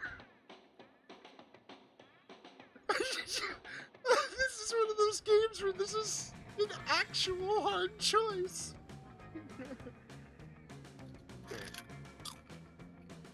Joe, you have to do it. I have to. You have I to do can't. it. It'll be the only one you've ruined if it's wrong, so. Ah, how right you are. Eating ass truly is one of life's most exquisite sensual pleasures. But everyone knows that. Appreciating an analingus on its own doesn't make you an aesthete. The real challenge is finding the perfect wine to pair with the ass you're eating. By concentrating the raspberry merlot strong and fruity enough to cleanse the palate without disrupting the ass's natural pungent flavor. I hate myself. I really wish I had chosen this. This is horrible. I hate eating ass. I should not have supported this. I'm dying! Yes, this is the true test of any ass-eating aficionado. What say you, sir? As a thought experience, what wine would you pair with my ass? Oh man, you actually get to talk about eating Milo's ass with someone other than your mother. Too bad you don't know jack shit about wine. You do some bullshit about a Chardonnay. Oh, of course, the Chardonnay's green-skinned grape is a fine compliment to my lily skin behind. I'll order some now. What brand do you prefer?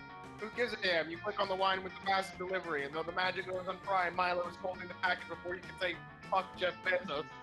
I'm not familiar with the cellar, but I do love to try new things. Cheers, my dear. Oh, ick. Miss Wynham, it kind of tastes like ass, which I understand was sort of the theme of our conversation. So I see your train of thought, but pairing an ass-flavored wine with literal ass seems a bit redundant. What a shame. I was actually craving a bit of ass, what with all our flirtation and intimacy, but this ass-flavored wine is enough ass for today. I think I need a glass of water. Milo strolls off to wash her tongue. Looks like your one-track mind has screwed you over. -2 charm, -1 smarts. You that ass. It just lets you have that.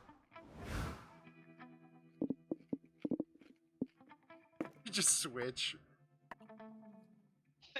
You know what? I wanted to eat his ass. Come on, Red Boy, I love you. Please love me. I'm sorry I forgot you were secretly a soft boy.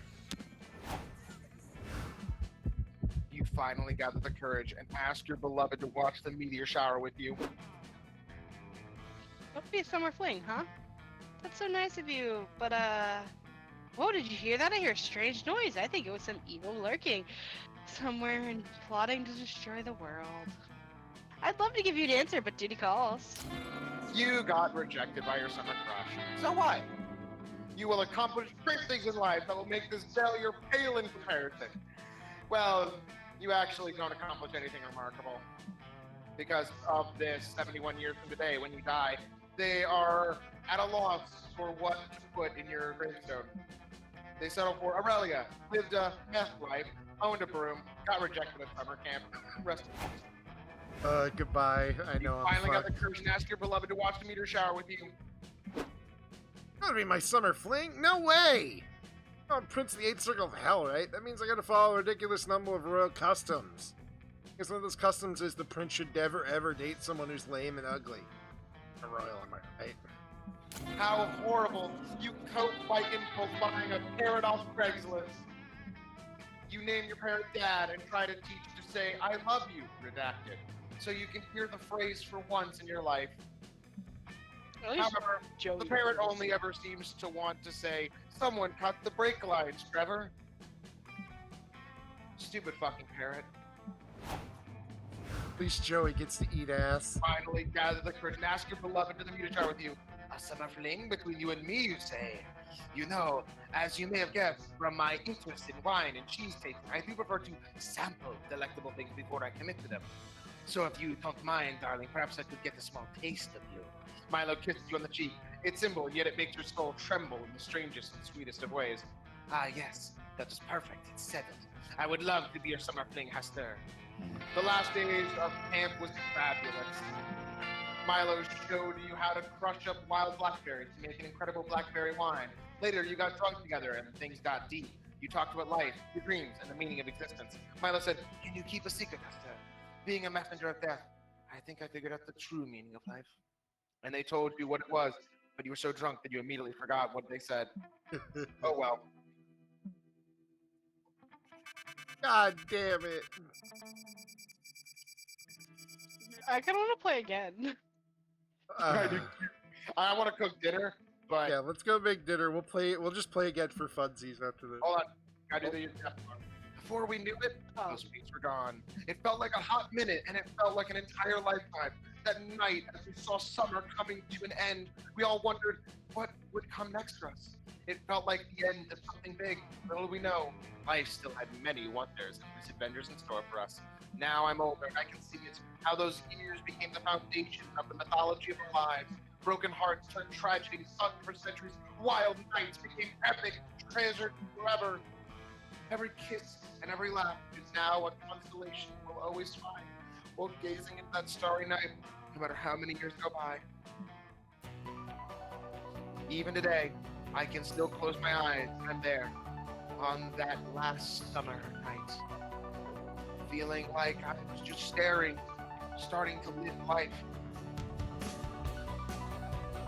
With all my friends around that campfire, so young and unafraid, and so ready to start. Oh, there's animation! Oh yeah! I gotta watch this because I know my name. is I'm in way credits. ahead of you guys, so. Yeah. Aw, Joey, if only you I picked the kickstarted fucking it. zombie boy.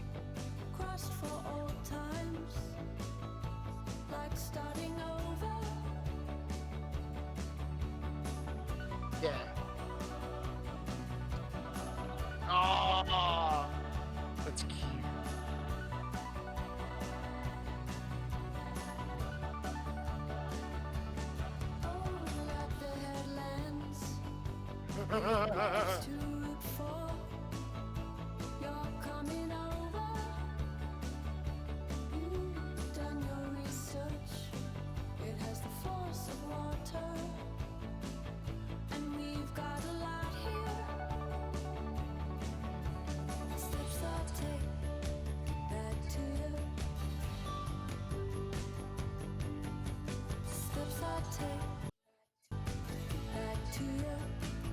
Yeah. I think I'm Ursa. Either Ursa or Dakota. What? oh, he's in the credits. Yeah. The crowd works it. So look out for VC's. Dakota and Jesse. No, Dakota. I'm in the L, so I'll tell you if you're. Then I'm pretty sure I'm in the U.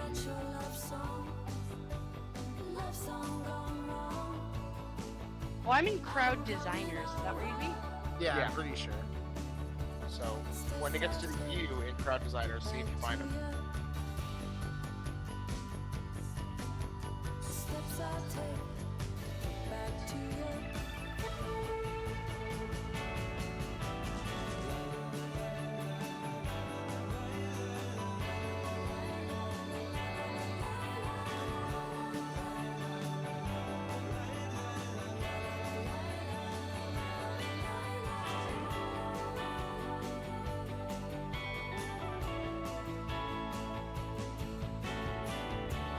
I didn't see you.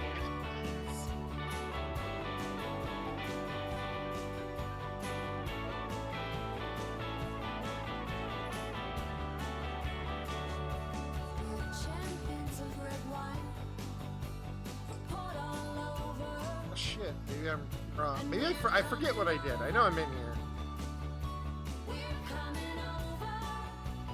I screenshotted the U's and I don't see you.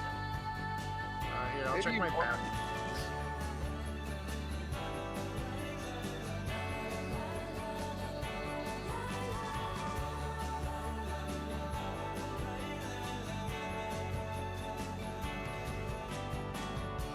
Just unlocked coffee beats to relax and study to.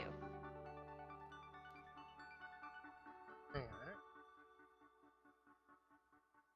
You had to be more than just the. Ko-Fi beats to relax and study too. All right, I'm gonna go cook dinner, and when I come back, we can play another fucking game. You guys can play without me. I can cook by myself. I don't need help. Okay. we can hang out at least. No. You guys can try another game. Actually, I honestly, by the time I'm done, like, I'd have to do a quick game without you.